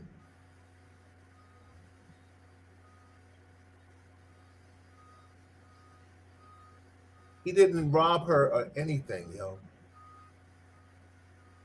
And supposedly this stemmed first outside because he had actually seen her. He was walking behind her and he started saying all types of racial epithets and things of that nature to her outside before she got into the lobby. So he was already following her and making these statements to her. And then he follows her into the lobby, and then subsequently he commits this assault. And I mean, this just happened to a childhood friend of mine. Really? A childhood friend of mine last week had put it in on Facebook how she got attacked by a total stranger. The guy came out of nowhere, stomped her out, broke 2 of her ribs. Her neighbor saw it out the window, and he came outside and did the same thing to him. Caught the dude, beat the shit out of him, held him till the police came. Stefania asks, has that been this guy not your friend? I mean, we wish we send prayers to her, but this guy hasn't been caught yet, Stefania, not to my knowledge. No, not as of yet. When did that happen? This is recent. This is like recent. Within like a couple of days. Couple of days. I think it happened maybe yesterday or the day before yesterday. As Kevin looks to find out, he's arrested. Oh, they got him, Kev? Yeah, they got him. It's 42-year-old guy. Yeah. Good. Now, you know what? Charged with attempted murder. Absolutely. Listen. And rare do you see charged with attempted murder for using your hands. Okay, Yeah. tell me he didn't get bail. We hope I'm not. looking. We hope not. It's Yonkers. That was Yonkers, right? Yeah, it was Yonkers. But you know what's so funny? Bleeding on the brain, broken facial bones. Like he really. Yeah. And I would Messed love it for up. her sons or grandkids or whomever, her brothers, to be put in the room with this dude and get the same amount of blows to him. Because you know what's so funny? No bail reform, nothing. See, this is why a crime of this violence, is it mental? I don't know. The fact that you would hit a woman that many times, I really don't have a bleeding heart for the mentally ill. If he's mentally ill, I can't sympathize that hard. You understand what I'm trying to say? But let's check his background and his past. Is he the person like Rich said? Is he the guy like I mentioned earlier that put cats in the hot boiling water at 6? Then we understand. Then who do we hold accountable for that? Because he's out here by himself running, going aimlessly, doing destructive stuff. If this man doesn't have any mental illness problems and he did that, under the bus for me, B. That's just how I'm feeling. I mean, it is what it is. As far as I'm concerned, as far as I'm concerned, I mean, that's all premeditated. I mean, from the onset, like I said, he was following her, right? And he's making all types of racial epithets in regards to her being Chinese or Asian. I mean, if you now decide very consciously that you're going to follow someone and follow them into a lobby, I don't give a damn about mental illness. That shit is premeditated. You made a conscious decision that this is what you were going to do. And regardless of whether you want to claim you're mentally ill or not, guess what? I got to get you in a room, close the door, step out. No, everybody step out of the room, and I'm going to commence busting that ass. I'm going to kick your ass. As simple as that. You know what I mean? And if you happen to you want to claim mental illness after I done fucked you up, then so be it. Or I'm sorry.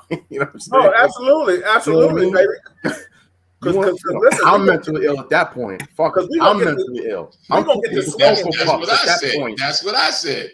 You become mentally ill, and it's no longer your job to deal with that. Because now I'm crazy too. For fucking Cocoa Puffs, man. Yeah, I'm going all out. Because I'm gonna give you some act right. Let me tell you something. That's right.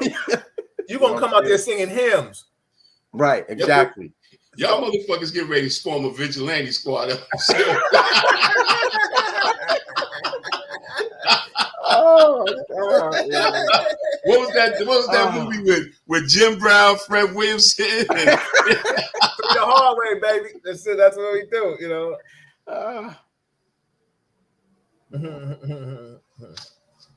Yo, listen, my man. Let me just read something. Read the comments. Chime in to everybody watching in Real Talk Chronicles. I'm your host, Bill Forster, with Kevin, Chuck, Rich, Chuck, Kevin. However you want to slice it. I got 4 the hard way. Brenda said, "Women, we have to look around before we go in the building and turn around to make sure the door is locked behind us." Absolutely. Ty Poe's in the building. Hey, Pearline, how are you, sis? Eunice said, "Chuck, you are absolutely right on point." Listen, ladies, please be careful. I mean, the streets have become more volatile. You have to watch it back, like New York. I mean, and not just New York, just every place. Every place is like a time bomb. You know what I'm saying? It really is. Red states, blue states, just everything is just problematic. So please be careful, everybody. Shout out to Enid Ocasio. We might be doing something with domestic violence stuff. I might mention that to you, Chuck. I mean, Kevin. I might ask you about that. And Sister Brenda, I might ask you about to chime in with me on that.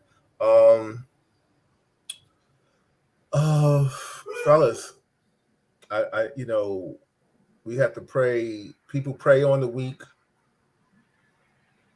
Every time when I see that video, Kev, I just think about God. I have to thank the Lord for my mother not being here, because I wouldn't know how to act. If she told me she'd go to the store And something, I'll tell you a story. I won't tell you how it ended, but I'll tell you a story. My mother was alive, and she was going up the street one day, and her motor skills weren't that strong anymore, but she wanted to go out to the store. I think I was at work, and I was like, okay, either she was going to the store, or she's coming from the store. On the top, 2 drug dealers got into a fight on my block, and they started swinging bats at each other. She trying to get out the way, she fell and rolled under the car. A car. The car was parked, but she rolled under the car. She fell because her balance was off. She fell and rolled under the car. And, she kind of got stuck there. And then people, after these guys are swinging bats at each other over whatever they were fighting over, and they left. I get the call. I'm at work. I'm about to be EOT. That's inner tour for the people that don't know. And I'm like, yo, the mother, she had fell in the street. She's home now. And I was like, oh, well, let me speak to her. So it was like, Mom, what happened? You fell? What happened? She said, no, these cats started fighting in the street, and they started swinging a bat, and I was trying to get out the way. And I lost my balance, and she fell. I said, okay. Well, that block was different after that, right? I'm just gonna put it like that, right? I made a phone call, and I'm saying this to protect some people. I made a phone call. I was like, yo, let's just say I was on the phone. Let's just say I was on the phone, because I think it's better to say that. I was on the phone, and it was like, what happened? I said, yo, I got to go. I said, I got to go handle something. So they said, what happened? They said, you acting different. I told them the story. It was like, I'll meet you on the block. I said, yo, I'm about to handle this myself. It's like, yo, dog, I rock. This is what I already do. And I knew this person was already an expert in this kind of situations, these situations. So I was like, but we were just talking. This just so happened we were talking at the time. I said, all right, cool. Met me on the block. Well, that block got real different. And this is my block, my home block. So I go to the block, and I ask around. I say, yo, what happened earlier? Just making conversation. Dudes was like, yeah, cats was fighting over this, that. Somebody shorted somebody on some grams or gave them some plaster off the wall. That's when cats was trying to give cats plaster, and instead of giving them the real product, dude came back, started swinging or whatever. So I said, I heard a lady fell. It was like, yeah, she fell, but whatever. Why did my man hear that? You know what I'm saying? Why did I hear it? So now it goes into, yo, that was my mom's, right? Oh, OG, we didn't know. Yo, B, we would have stopped that. Nah, you just said, yo, whatever. So I said, who was on the block? Who, whose situation? But I had found this out kind of during the story. Can't never come back to this block.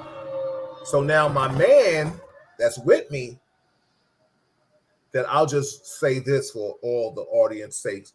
He from Brooklyn. You know what I'm saying? He from Brooklyn, so he definitely don't care about that block. You know what I'm saying? And he's like, yo, money can't come back. If he come back, his apology has to come in blood. You know what I'm saying? So, lo and behold, to this day, he's never been back. Because the contract is extended. You know what I'm saying? I say all that to say, certain times you have to kind of put things into your own perspective. You know what I'm saying? And the thing is that now, trust me, did I get the I'm sorry? I got them in Spanish. I got them in English. You know what I'm saying? I got them in all kinds of different languages. Listen, dog, that was my mother. And you out here swinging bats like you gladiators. Nah, not on this block. Your life expectancy on this block is short-lived. Either you're going to get caught selling drugs, or you're going to, or somebody going to catch you. Because if you start scraping plaster off walls and now you cheating cats out of money, you definitely somebody's gonna come back and take some shots at you. But the fact that you out here swinging bats at gladiators, and my mother was walking up the street, and then listen. So now, my thing is, now this is a whole different topic, but this is like street justice. Now, you selling drugs on this block, you got to do better than this. If you can't protect your own territory, and my mother would have gotten in trouble or got hurt, it's open up a whole nother story. Everybody, that's Real Talk Chronicles. I'm your host, Bill Foster. This is Real Talk with Kevin, Chuck, and Rich. Listen, I didn't want to deviate from that, but the thing is, that's an old school mentality. You know what I'm saying? I've seen crack addicts help my parents with their bags down the block, didn't rob them and steal from them, and ask my parents, "Do you have $1, Miss Foster?" No or not. I know killers that have walked my mother and father down the block when they got older and stuff like that. See, that's why I always tell people the society has changed, because when we all grew up, we all knew who the number man was. We knew who the booster was. We knew who the killer was. We knew who the robber was. You know, we knew everybody. We knew who the hoe. We knew who the drug addict was. We knew who everybody was. Everybody knew who everybody was on that block. We knew who the number person was. Come back, yo, what's the number? 4555547. You be like, okay, you know what I'm saying? You want a straight, you want a combo? You knew who that. You know, is that you want that? You know, you write that down, that little pencil and that paper and that little book. So, right? We all knew, everybody knew who everybody was. Give me $1 straight. Bang. You know what I'm saying? Today's things have changed. People sell drugs in their communities.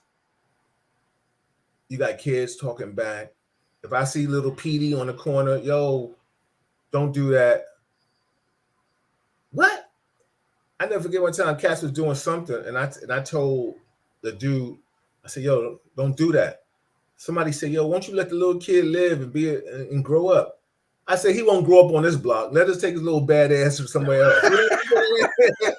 Let him get let him find his growing pains around the corner. Not here, not on this block, bro. You're not writing on walls and doing shit like that. I mean, but yo, sometimes you got to take the step. You know, Chuck, like I said, at one point you lived around the corner. You know what I'm saying? We had a good neighborhood, man. Yeah, you know, absolutely. Crime has changed a little bit. I mean, we still have the neighborhood. Y'all lived in the same block? Right around the corner from each other. You know what I'm saying? So I'm just saying, like, we have to do better with our lives and our people. I don't ask anybody out here to put yourselves in situations that will cause you repercussions.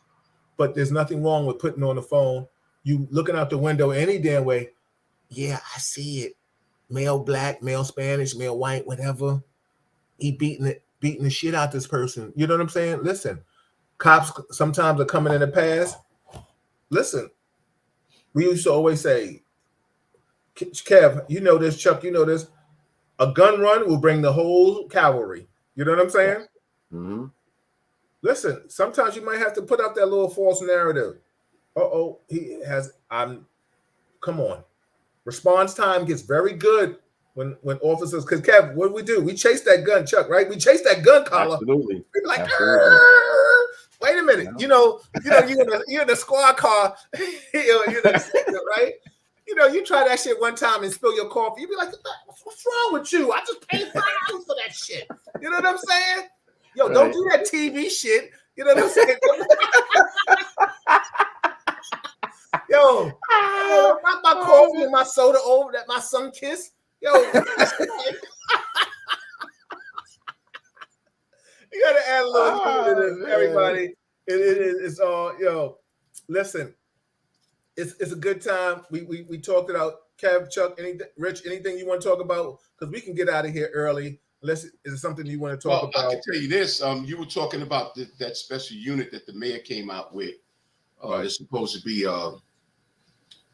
tracking down all the guns in the city. Mm-hmm. They had I sat in them 2 meetings this week when they're rolling out that squad of, particularly from the 3-2. They said all the precincts are going to have them, and it's like 5 guys.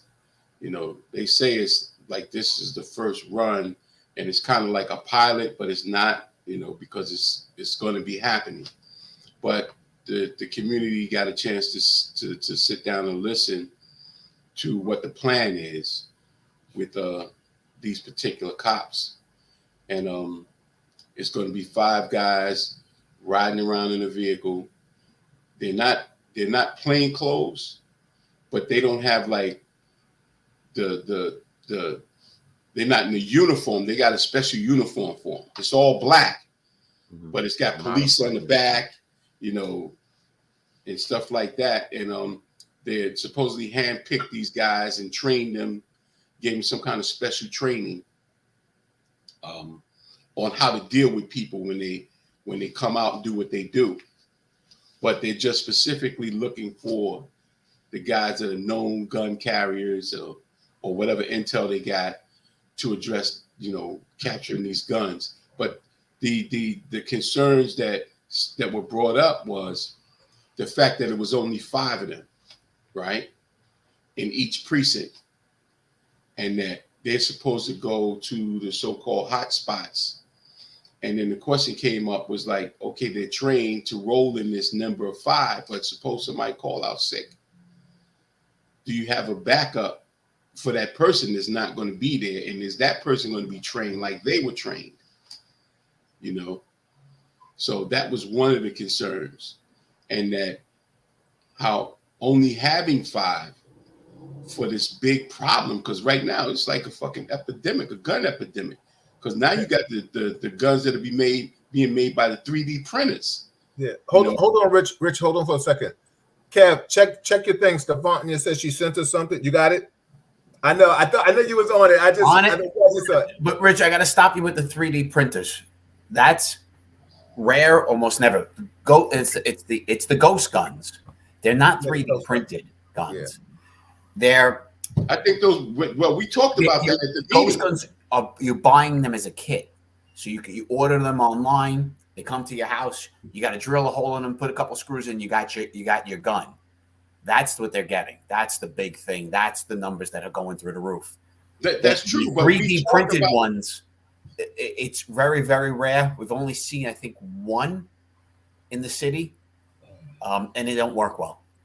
Okay, but again, we covered that. The ghost guns. Yeah. How guys are getting these guns and putting them together so they don't have serial numbers to track where they were purchased. That's one thing, but it's real. The 3D printers, they are actually printing out these plastic guns, right? Because they talked about it at the meeting, and they said they're on it. And what the biggest concern is that some of these 3D printed guns aren't coming out and looking like guns, but they can be used as guns, bullets and all. So, not to stay on that topic, it's just that thing, according to them, is real because it was on the news. Eric Adams, and they had a press conference on it, and they displayed some of the guns that were coming out of these 3D printers, and that was on the news. But anyway, that's all, Yeah, let me just read some comments real quick. Shout out to my man, Gerald Santiago, Nitty in the building. Sunshine, how are you, sis? Elizabeth, she said, I pray this young lady is okay. She's an older lady, Liz. She said, why? What caused this? The person is a child of God, as we all are. This person is a woman. She could be someone's wife, mother, sister, grandmother, aunt, and so on. Please, everyone, not just women. This goes for everyone. Be vigilant. Constantly watch your 1, 2, 3, 6, 9, and back to your 12 o'clock. Don't assume it will be okay when you in a person, your person says, pay attention. There's nothing wrong with listening to that feeling. You may be paranoid 24/7, 365. Yeah, individuals will make comments about you. Nonetheless, there's nothing wrong with that. No matter what, all too often the paranoia can save your life. Absolutely. Samantha said, yes, technology has advanced. Absolutely. You know what's so funny, Liz? I'm going to let Kev do what he does. But, Liz, you make a great point.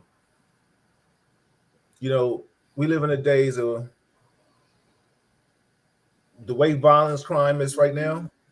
There's no real caring to me unless you really just picking on me. You understand what I'm trying to say? Because a white woman, elderly woman, black woman, Spanish woman, whomever, you walk in a building and a man walks behind you of any ethnicity, walk out of there. If you ain't feeling comfortable, walk out. Listen, call me racist or whatever you want to call me. I'd rather you call me racist and be alive than be caught in that building and get pummeled like that. That was disgraceful. Listen, it's one thing to know your neighbor and now you want to act funny. It's another thing if you don't know the person, you don't have to open that door. Because God forbid, I would hate to hear a story like that from somebody I know.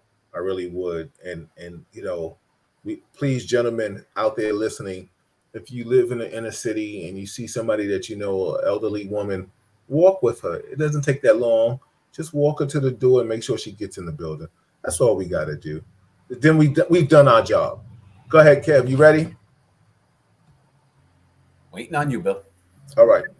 Let's go.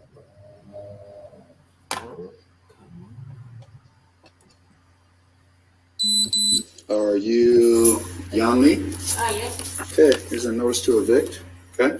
What? It's your notice for. Put the knife down right now or I'm gonna put your knife down. Put the knife down. Put the knife down right now. Put the knife down right now. How do I know you are an intruder?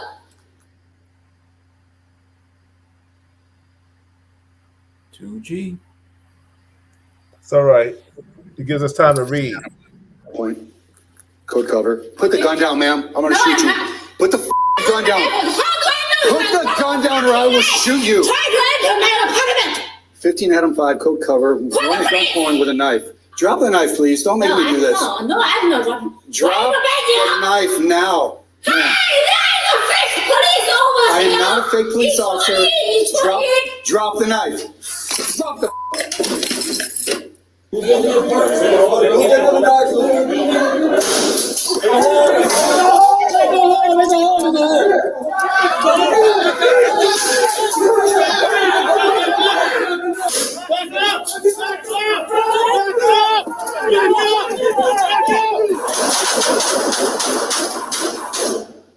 Whoa.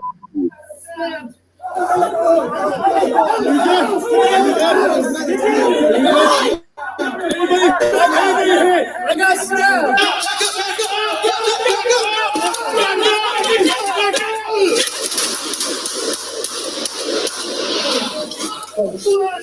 I got stabbed.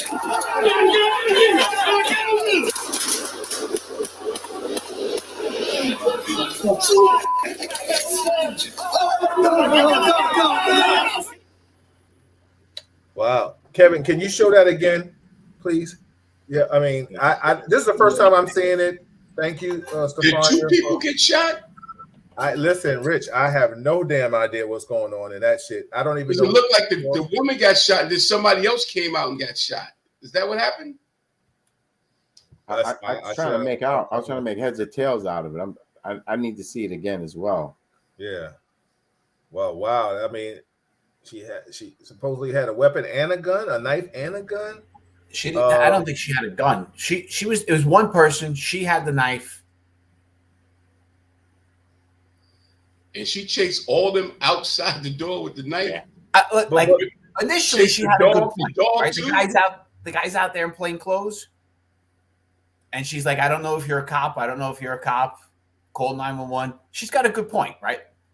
And her closing the door, he almost made the mistake. He went, she closed the door. He went to go in to stop her from closing the door. Let the door close. Who cares? Let her go back inside. Yo, yeah. Once But you see, close the door, I don't care. What I'm confused about is that he was serving her an eviction notice, right? Yeah. By itself. Right. So she's being evicted. All right. So now she doesn't know if he's an intruder, the whole 9 yards. He hands her a sheet of paper. She freaks the fuck out. She's got a knife in her hand. And then at the end of it all, he tells her to drop the knife, all right? And then she slams the door in his face. All right, the eviction is served. She closed the damn door. So what, she had a knife in her hand? I'm trying to figure out. I think he's got to get her to leave. Is that what it was? Like, was she being served and now what she was actually being removed? Because usually you get an eviction notice, right? The marshal comes. Right. You know what I'm saying? So that's what I'm kind of confused. So the eviction notice was to tell her, all right, you got to hasta mañana, you're out of here. All right. So now push him to shove. He sees a knife. He asks for some backup. Okay. So now I get it. So now here it is. They're going to physically remove her. They're going to forcefully remove her, but they already know that this woman already has brandished a knife.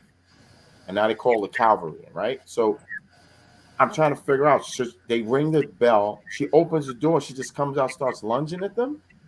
Or she's standing in the doorway because I can't make out from the video. To your point, that was a notice.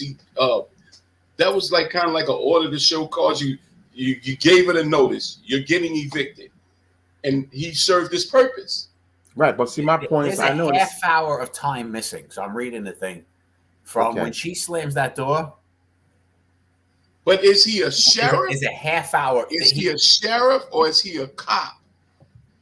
Sheriff's department. I have no. Sheriff's department's different out there. Yeah. I mean, where is this? Where is this? San Diego. Because I know. Maybe I'm wrong. Because all right, here in New York, right? Because unfortunately, this has happened. When you get an eviction notice, they're telling you, hey, you're going to be evicted, right? And you have to go someplace to days. Right. So you have to go someplace to show cause. And if for whatever reason during the mediation, if it doesn't work out, then they give you a 72-hour notice, right? They come back, they put her in the door, they tell you 72 hours, we're coming in here, we're gonna lock your shit up, you gotta throw all this shit to the street, whatever the case may be. After the mediation, it didn't work out, you have to now leave the premises. So that's what I'm asking. Maybe it's a different way they do it. You said this is in San Diego. Do you get an eviction notice? That means, oh, we're throwing you out that day. That's what I'm trying to figure out. Because if it's an eviction, I think they went back to arrest her for menacing him with the knife. But once again, what was she actually menacing him? She's inside. She never stepped out of the apartment. Someone rings the bell. He's being served an eviction notice. She doesn't lunge at him. She doesn't come after him. She's just yelling and screaming with a knife in her hand because she says, I don't know who you are. I don't know if you're an intruder. And then she slams the door. To protect herself. Yeah. Right. She doesn't know. I know she sees a gun. She's still screaming. She's still handling her business because she's going off, right? She's screaming and breaking. Motherfucker, you get away from my door. You ain't no cop. You ain't no cop. Fuck you. And then she slams. You ain't no cop, Jay Reed. You know what I'm saying? You know what I mean? So they shot her. Jay Reed. They shot her inside with beanbag, the non-lethal. Okay. And that didn't work. That probably made her mad. She said, "Let me come out here." Well, that's when she lunged at them. That's when she came at him and stabbed him. But she chased all of them outside, even the dog. The dog didn't want that smoke. The dog didn't even go in there. The dog didn't want none of that. I would have let the dog go. You know? Yeah, word. I was like, get him, Fang Fang. He didn't want his dog stabbed. Huh? Yeah, he didn't want his dog stabbed. Let Fang go. He was like, he should have said, "Get him, Fang Fang." Right. He come out there whistling at night. He's like, "No, I'll go the other way." You know what I'm saying? I mean, we laughing about this shit, but at the end of the day, this woman got killed. Yeah. Yeah, I mean, we were joking. Yeah, let's pull it back now. You know, we're not laughing at the woman getting killed. No, Rich. No, nobody knows we laughing at. We're talking about the dog because the bottom line is this. Now, if you really want to make it serious, tactically speaking, it could have been handled differently. They should have let the dog go. They had 2 dogs. But how about this? Dog go? We saw like what about 15 officers in the hallway? Yeah, it's like an army. This little old lady. Like, come on, really? Over too many crowded together, and it just showed that too many crowded together. What happens? I don't care if it was the woman or if it was some dude who's really in great shape. You're on They top left of no one another. ability. You're all crammed into a small area. That you saw the sergeant though, who was trying to pull them out before. Play the tape. Play the Right. tape again. Yeah, we'll play it again. I'm pretty sure he was trying to pull them out. Like they lost control, and you got, I think it's 2 agencies there at the same time. Yeah, That's like what it somebody looked said, Dorian said, the dog is safe, but the lady's dead. Right? Now, I wouldn't have let the dog go either.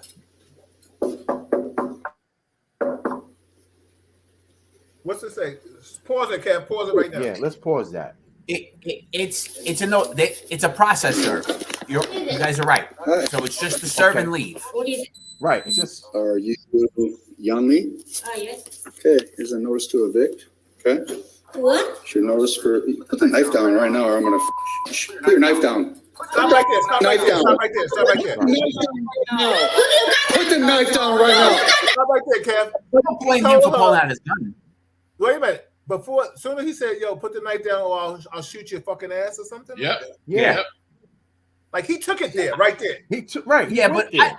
look, but there's also that, like you're standing there, you hand him one paper, and you look down, all of a sudden you realize she's got a big knife in her hand. No, I'm I not would pull my gun on listen, it. No. That I'm not I'm knocking. not. I'm not And disputing that. using adjectives like that, like it's so spontaneous. I'm okay with it at this point. The bottom You line. know, Look, like, I look, can't look. say look, what look came at out of the my mouth. distance. But the thing is, we don't know if she was in there cooking. She just answered the door. She's a woman. She sees still has a man. knife belt, and I'm pulling my gun. But what I'm trying to say, Kevin, is that the bottom line is we just saw a woman get pummeled, right? So the bottom line is if a woman comes to the door with a knife, she doesn't know who this man is. So once he now, the fact of it is he could say, "Miss, I'm law enforcement." Listen, I'm not disputing tactics. Yeah. Step back, miss, put the knife down. Can he unholster his gun, Kevin? I'm with you on all that. Yo, but all of a sudden now, I mean, like She you said the right thing. She said, "I don't know you're a cop. Call the police." So she Okay. says the right thing. He's not listening. Okay, go ahead, play it. Go ahead. How do I know you are an intruder? Now, maybe he couldn't understand her. Yo, Chuck, she wasn't having it, yo. Word No, up. she was not having it, man. I'm sorry. But she's not coming out of her door. No, but once again, she's not advancing. Put that gun down, or I will shoot you. 15 Adam 5 code color. One gun with a knife. Drop the knife, please. Don't make me do this. No, I know what. Drop the knife now. I am not a fake police officer. Drop the knife. Drop the. Police officer and close the door. Now pause it, Kev. Pause it, Kev. Pause it. That's the beanbags. Pause it, Kev.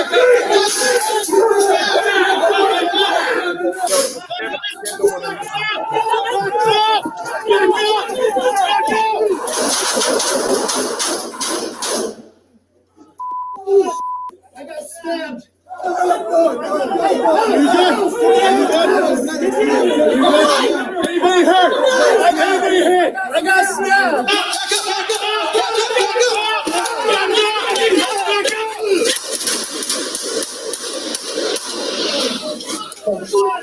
I got stabbed.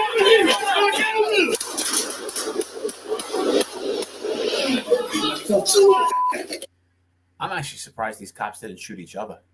That's what I was about to say, because in that small space, guys are firing. I'm surprised that none of these cops got hit. And it was crossfire. Yeah.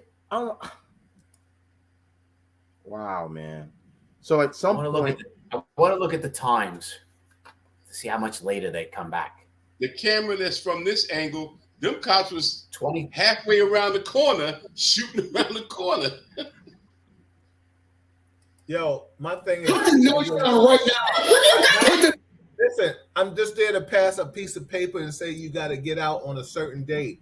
Now, all of a sudden, I call a 13 or whatever his code was. but see, So we that's could all my come in. point. What is now? What is it? He's taking it upon himself to evict her, because the bottom line is she's in her own home. So if she wants to hold a knife in her own home and close the door in my face, that's where it stops, yo. That's it. It's done. It's served. She's been served. I call my girl and say, yo, my feelings are hurt. When I come home, I want a back massage, and I want you to do the nasty. Listen, that's all this shit is right here, bro. It really is. It's not that serious, right, Chuck? It ain't that serious. That's all What do you think, Kev? I should have been over. I think, like I said, from what I'm reading, he wanted her charged for menacing. Okay, but what do you think about this shit? But there's no menacing. She's standing inside of it. She doesn't advance. She doesn't come out of her space. She throws and she slams the door. Yeah. It's done. It's finished. It's over. So what do you think, Kev? She was in her right. Now, when they come back, you know, they're coming back for what? What are they coming back for? Look, you can disagree or agree with her being arrested. She can disagree. No, but I'm asking, what are they coming back for? Let me finish. You can disagree. Agree. There's no question out there. The police. That was her first, right? She was nervous. Are you really the police? There's no question. That's the police. She's got to drop the knife at this point. Whether she should or shouldn't be arrested, we can argue. They're there. She's got to drop the knife. Kev, when they came she's no longer defending herself from a possible intruder. Kev, when they came back, she didn't let them in. They broke it. Okay. Again, there's so no what question. Are they coming back for? What's the charge? What are they coming back for? Do I think what I'm reading is they was charging they were going to arrest her for menacing the original guy? Do I agree with that? No, that I don't agree with. But I'm still saying that's not the cops in uniform's responsibility, right? They got the call from the sheriff. He said, I got menaced by a woman with a knife. They're going to make the arrest, right? And they'll look at the body cam later, and then, you know, odds are that would have been dropped by the prosecutor, right? The guys in uniform show up. Sheriff tells me she's in there. She's got a knife. She threatened me with the knife. I got to make an arrest. That's where it's going. I got to get in and talk with her. She, at this point, they're in uniform. She's not dropping that knife. She's no longer afraid of an intruder. No, these are six guys in uniform. I agree with that. At that point, yes. Once she was able to identify that they're police officers, which is what she wanted, okay. Now the issue is she's going to be arrested. She should drop the knife at that particular point. Yeah. Absolutely. That I agree with. Absolutely, I do. Yeah. Once she was able to identify outside shot her, at that point had no choice. I don't know what went inside, and we're missing video. Like I'm looking at the time, there's clearly video missing. When they hit her with the beanbag, was she still holding the knife and refused to drop it? And then even after that, she charged them. She charged after them. She stabbed one of them. I wish she had a body cam on her so we could see from her vantage point what she was looking at when they broke into her home and charged at her. That I don't know. Maybe I didn't hear it. I didn't hear it. If it was the second they kicked the door in and she stabbed one of them, all right, you know, again, different answer. They're in there for a little bit. They're now trying to get the hell out, and she's coming. So she knows those are uniform cops, and she stabs one of them, and she's coming out to do more, and they let her out. Yeah, but you know, let me just interject. We can justify their reaction, but we can't justify why they're in there. We because of the first guy, not the cops in uniform. They're not wrong, right? No, listen. First, me and you show up. The sheriff is sitting there. He's saying the woman in 3A. She just, threatened me. She has a knife. She threatened me. We got to go in. No, we don't, Kevin. We don't have to go in. Yes, we do. Why? Nah. What do you mean? Why? What's the charge? You got to know what. Hold on, Rich. Hold on, Rich. What's the charge? Over a threat? Yeah. Over menacing with the knife? Yes. You're gonna go in. We gotta boom her door. I didn't say boom her door, but we're going in. But wait a minute. When you say going in, what are we going in? How are we getting in? She's not opening the door. I don't know if they boomed it or not. That's what I'm saying. I don't know how they got how did they get. Nobody here said it. Nobody think anything here showed anything about booming the door. Okay, so you and I are banging on her door. We're gonna talk to her. We're gonna find out what went on. But a law enforcement official told you he tried to serve something and he was threatened with a knife, was menaced. So she's going. We're looking at a collar. Absolutely. She's going to jail. Right. We are looking at a collar. Right. All right. Now she's in there, locked in there alone. Right. And do I have a right to kick in the door? Well, now we're getting to very tough areas because those are gray. Am I leaving? No.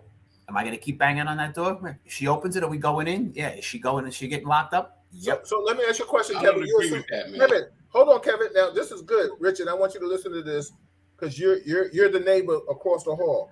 Kevin, you're a sergeant. And we're gonna play this by the fucking numbers. I'm the officer. I wouldn't have done no dumbass shit like this, but let's say I call you. You're the first sergeant on the scene. I tell you, yo, I'm gonna say, yo, she menaced me. She really didn't menace him, but I'm gonna say she menaced me, right? Because from this video, she did not menace him. Agreed. Right. So I say now, I go say, oh, Kevin, she menaced me. You're gonna say, of course, because you're gonna protect your officer. Let's knock on this door and see what this lady's deal. We'll lock her up, right? This is what we're going after. Chuck, now you the lieutenant on the scene. Are we booming this door? Because you're over Kevin now, because we want to lock her up. Because Kevin is going to take my word. I'm going to tell you the same thing. Kevin's going to tell you the same thing because that's the chain of command. What are you two guys going how are y'all going to handle the situation? Well, it's two things. One, if I knock on the door, if we knock on the door and we gain entry, okay, and once we get the understanding of and speaking to her one-on-one, and the officer, let's say you said very clearly, no, she menaced me. All right, guess what? She's going to get locked up. Simple as that, right? She's going to get locked up, and then we're going to let the court or the ADA or whatever you testify, let them hash it all out. But it doesn't give me the grounds. Let's say I knock on the door. She decides not to open the damn door. I'm not booming the door. I'm not getting a search warrant. I'm not going to go down there and kick her door in. We already know where she does. We know where she lives. You're saying that you were menaced. We're going to do a goddamn 61. We got our address. At some point, some way, someday, she's going to come out of our apartment, and then we're arrested in. Doesn't mean I got to take her right then and there. So she also menaced. I'm reading this. She also menaced the day before the super, so she's wanted on that too. Okay, so there's a 61. So now you have a. So now I have a previous. I have a previous knife threat. Well, hold up, right. Kevin. Was that after the fact they charged her with that second menacing? Because if she already did that, wouldn't it come for that instead of the eviction? Dude, I'm just reading it. I'm just asking. I'm not law enforcement. I'm asking as law enforcement officers, if she was already charged with menacing, get in. Why are they coming in to serve a eviction instead of deal with the menacing? Yeah, and it's because that guy probably wouldn't have known. The guy serving the eviction wouldn't have known there was a menacing. So listen, this is what we're going to do. They used the key to get in her apartment. Oh, they used the key. That's what I want to know. That's how they got. They had a key. The super gave her a key. Okay. So we need to bust the super's ass. You know what I'm saying? and let me ask you something. If somebody says, "Oh, the person menacing," nobody's gonna say, "So what happened?" Nobody's gonna ask that question. All they gotta do is say, "Oh, she's menacing," and everybody's coming to bust the door open. Well, no, that's why they're gonna ask. That's why we need to talk to you. You need to find out exactly, okay, because one person's interpretation of being menaced may not really be menacing. All right. I'm standing in my door with a knife in my hand. If I don't make a forward gesture towards you, if I don't wave it at you, it's not menacing. But Chuck, that's my point. Yeah. If you're gonna call out troops like that, you can say I was just menaced without saying what actually happened to get that kind of response. Well, Rich, let me just say this, and we're gonna sum this up real quick so we can get out of here. An officer is going to believe another officer, and that sometimes is the problem. That's the elephant in the room. And did they do the due diligence to find out exactly what happened? Obviously not, because if they would have said, I don't know what could they have done, Bill? What could they have done differently? If I arrive at the scene and this sheriff tells me I went to serve this process, the woman menaced me with a knife. She had a knife. She threatened me with it. Right? He's got the body camera. He's got a body, but I can't view that right now. Like, so that's going. Kev, that's my point exactly.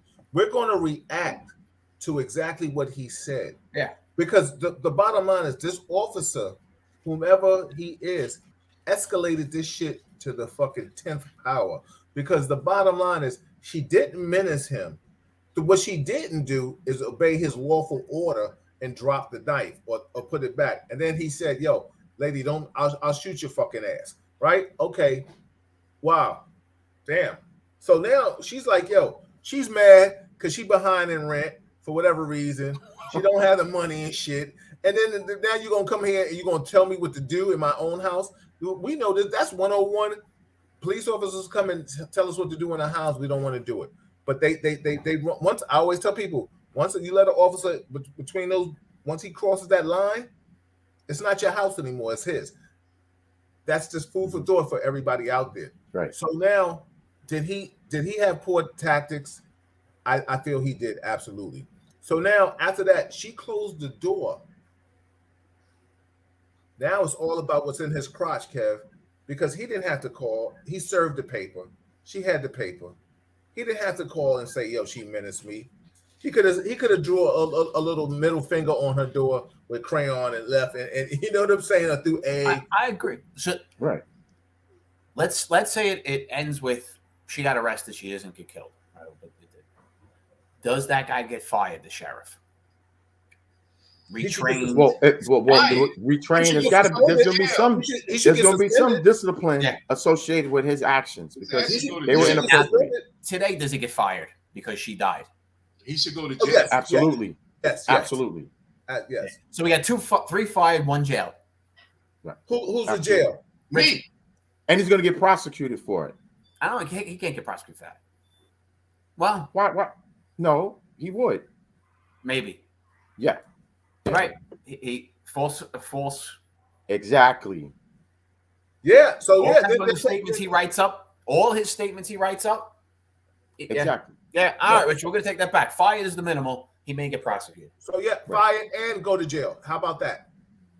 And She was Asian. Wasn't she Asian? Yeah. Her name was Lily. It was Lily. Yeah. She was Asian. Yeah. And she wasn't having it. She wasn't fucking having it. That was Bruce she was Lee's not. goal. She was going off. she kicked ass all the way out the door. Yo, listen. He was The not one having thing it. she was not having that shit. She was No. like, "Yo, But listen, I'm not paying the back fucking interest on the rent. I'm not paying the rent. Whatever the reason got her on fire, she set the shit off. Listen, but the bottom line is we're bringing a little humor to this. As you know, we're talking about something that really shouldn't, because we shouldn't have a little humor with it, because the thing is, we're laughing because we're being humorous because she wasn't having it. So we get the gangster. We respect the gangster in it. The bottom line is, should the officer get fired? Should the officer even deal jail time? Yes, because he's going to falsify records. And from this body cam, she did not do what he said she did. And he put out a 5-alarm fire when it wasn't even, a paper wasn't even burning. You know what I'm saying? And that's the moral of this story. The bottom line is that, why would you say that she menaced you? And that's why I said it all goes down to the private areas. You know, the scrotum. All of a sudden now she touched his testicles and he got sensitive. He got sensitive. He really did. Listen, if you don't, listen. If you don't want your nuts rubbed, then don't. Hey, yo, they waited for her to come out the house in the hallway to shoot her. They waited for her to step into their territory to shoot her. Oh God! Because they could have shot in the house, but they shot in the hallway from 2 different angles. Because it appears she must have been advanced. We all need to go to the training. Yo, we got to get out of here, man. Yo, Rich, give us some positive affirmation. We can pick this conversation up again next week. But, you know, the bottom line is, you know, he's going to get fired. He might even go to jail. And, we don't know that, bro. Well, he might get fired. He might get fired. Well, history tells us that's like a 20-80 chance that he's going to go to jail, rather. Well, he'll probably get fired, but he'll go to jail. Well, let's pick it up next week and we'll find out. We can open this can of worm next week. Rich, give us some positive affirmation. Give us some love so we can get out of here, man. Positive affirmation is that we talking about this in a way where it wasn't talked about before. And when you talk about stuff happens. Absolutely. Kev? Well, get out, enjoy the good weather. We've all been Absolutely. stuck in for a long time. We've all been masked for a long time. Get out. You know, go find you some mountains to climb. Go find you some mountains to climb. Yeah. You can do some urban hiking too. You can do. You don't have to come up to the mountains, but I'm a fan of the mountains. Get out, do some hiking, and as always, talk to your friends, talk to your neighbors, say hi to somebody. Yeah. Rich said it right. This is what it's about. It's about talking. We say some silly things. We might say a couple of inappropriate things. We might laugh at each other. We may pick on Rich a little more tonight. Usually it's me. So I'm happy. Yeah. But, Kevin's always happy when it ain't him. Let me tell you something, everybody. Go ahead. Chuck, say your positive affirmation. Bottom line, I know what's going on out here, but the world has lost its damn mind. So everyone, please, keep your head on the swivel. Never take anything for granted. Someone walking past you, you may have to take a double take to make sure that person is really walking past you, and just try to remain safe, because I don't know what's going on. There must be something in the water, but people are losing their damn minds out here. So please be safe, please. Yeah, like people have said earlier. I think Elizabeth said it. Watch your 6, your 1, 2, 3, 4, 5, 6. Watch them all. Everybody, please be careful. Just believe in a higher power and just watch yourself, and let's try to make this world a better place. But just full transparency before I get off. Last night I sent Kev and Chuck a text, and Kev got so mad at me, he put period in capital. He said period. He said what? And let me tell you something. I put period back, and I just sent it to him as just like a little joke. I was like, yo, Kevin, look at these people. He was like, why are you showing me this? I don't want that. It means nothing. Period in capital letters. So I said, no, it means something. Period. And you ain't going out period. The true story. We had a fight last night in Texas. And you know what? They go at it. Just sit back and read and start laughing. Next week, we're just going to show that shit so we can see everybody while Kevin got his little trunks in a bunch. You know what I'm saying? Yeah, this is Real Talk Chronicles. We out of here, everybody. Thank you all. I appreciate you, everybody. Good night. Guys. Period. RTC. Period. Good night. Good night.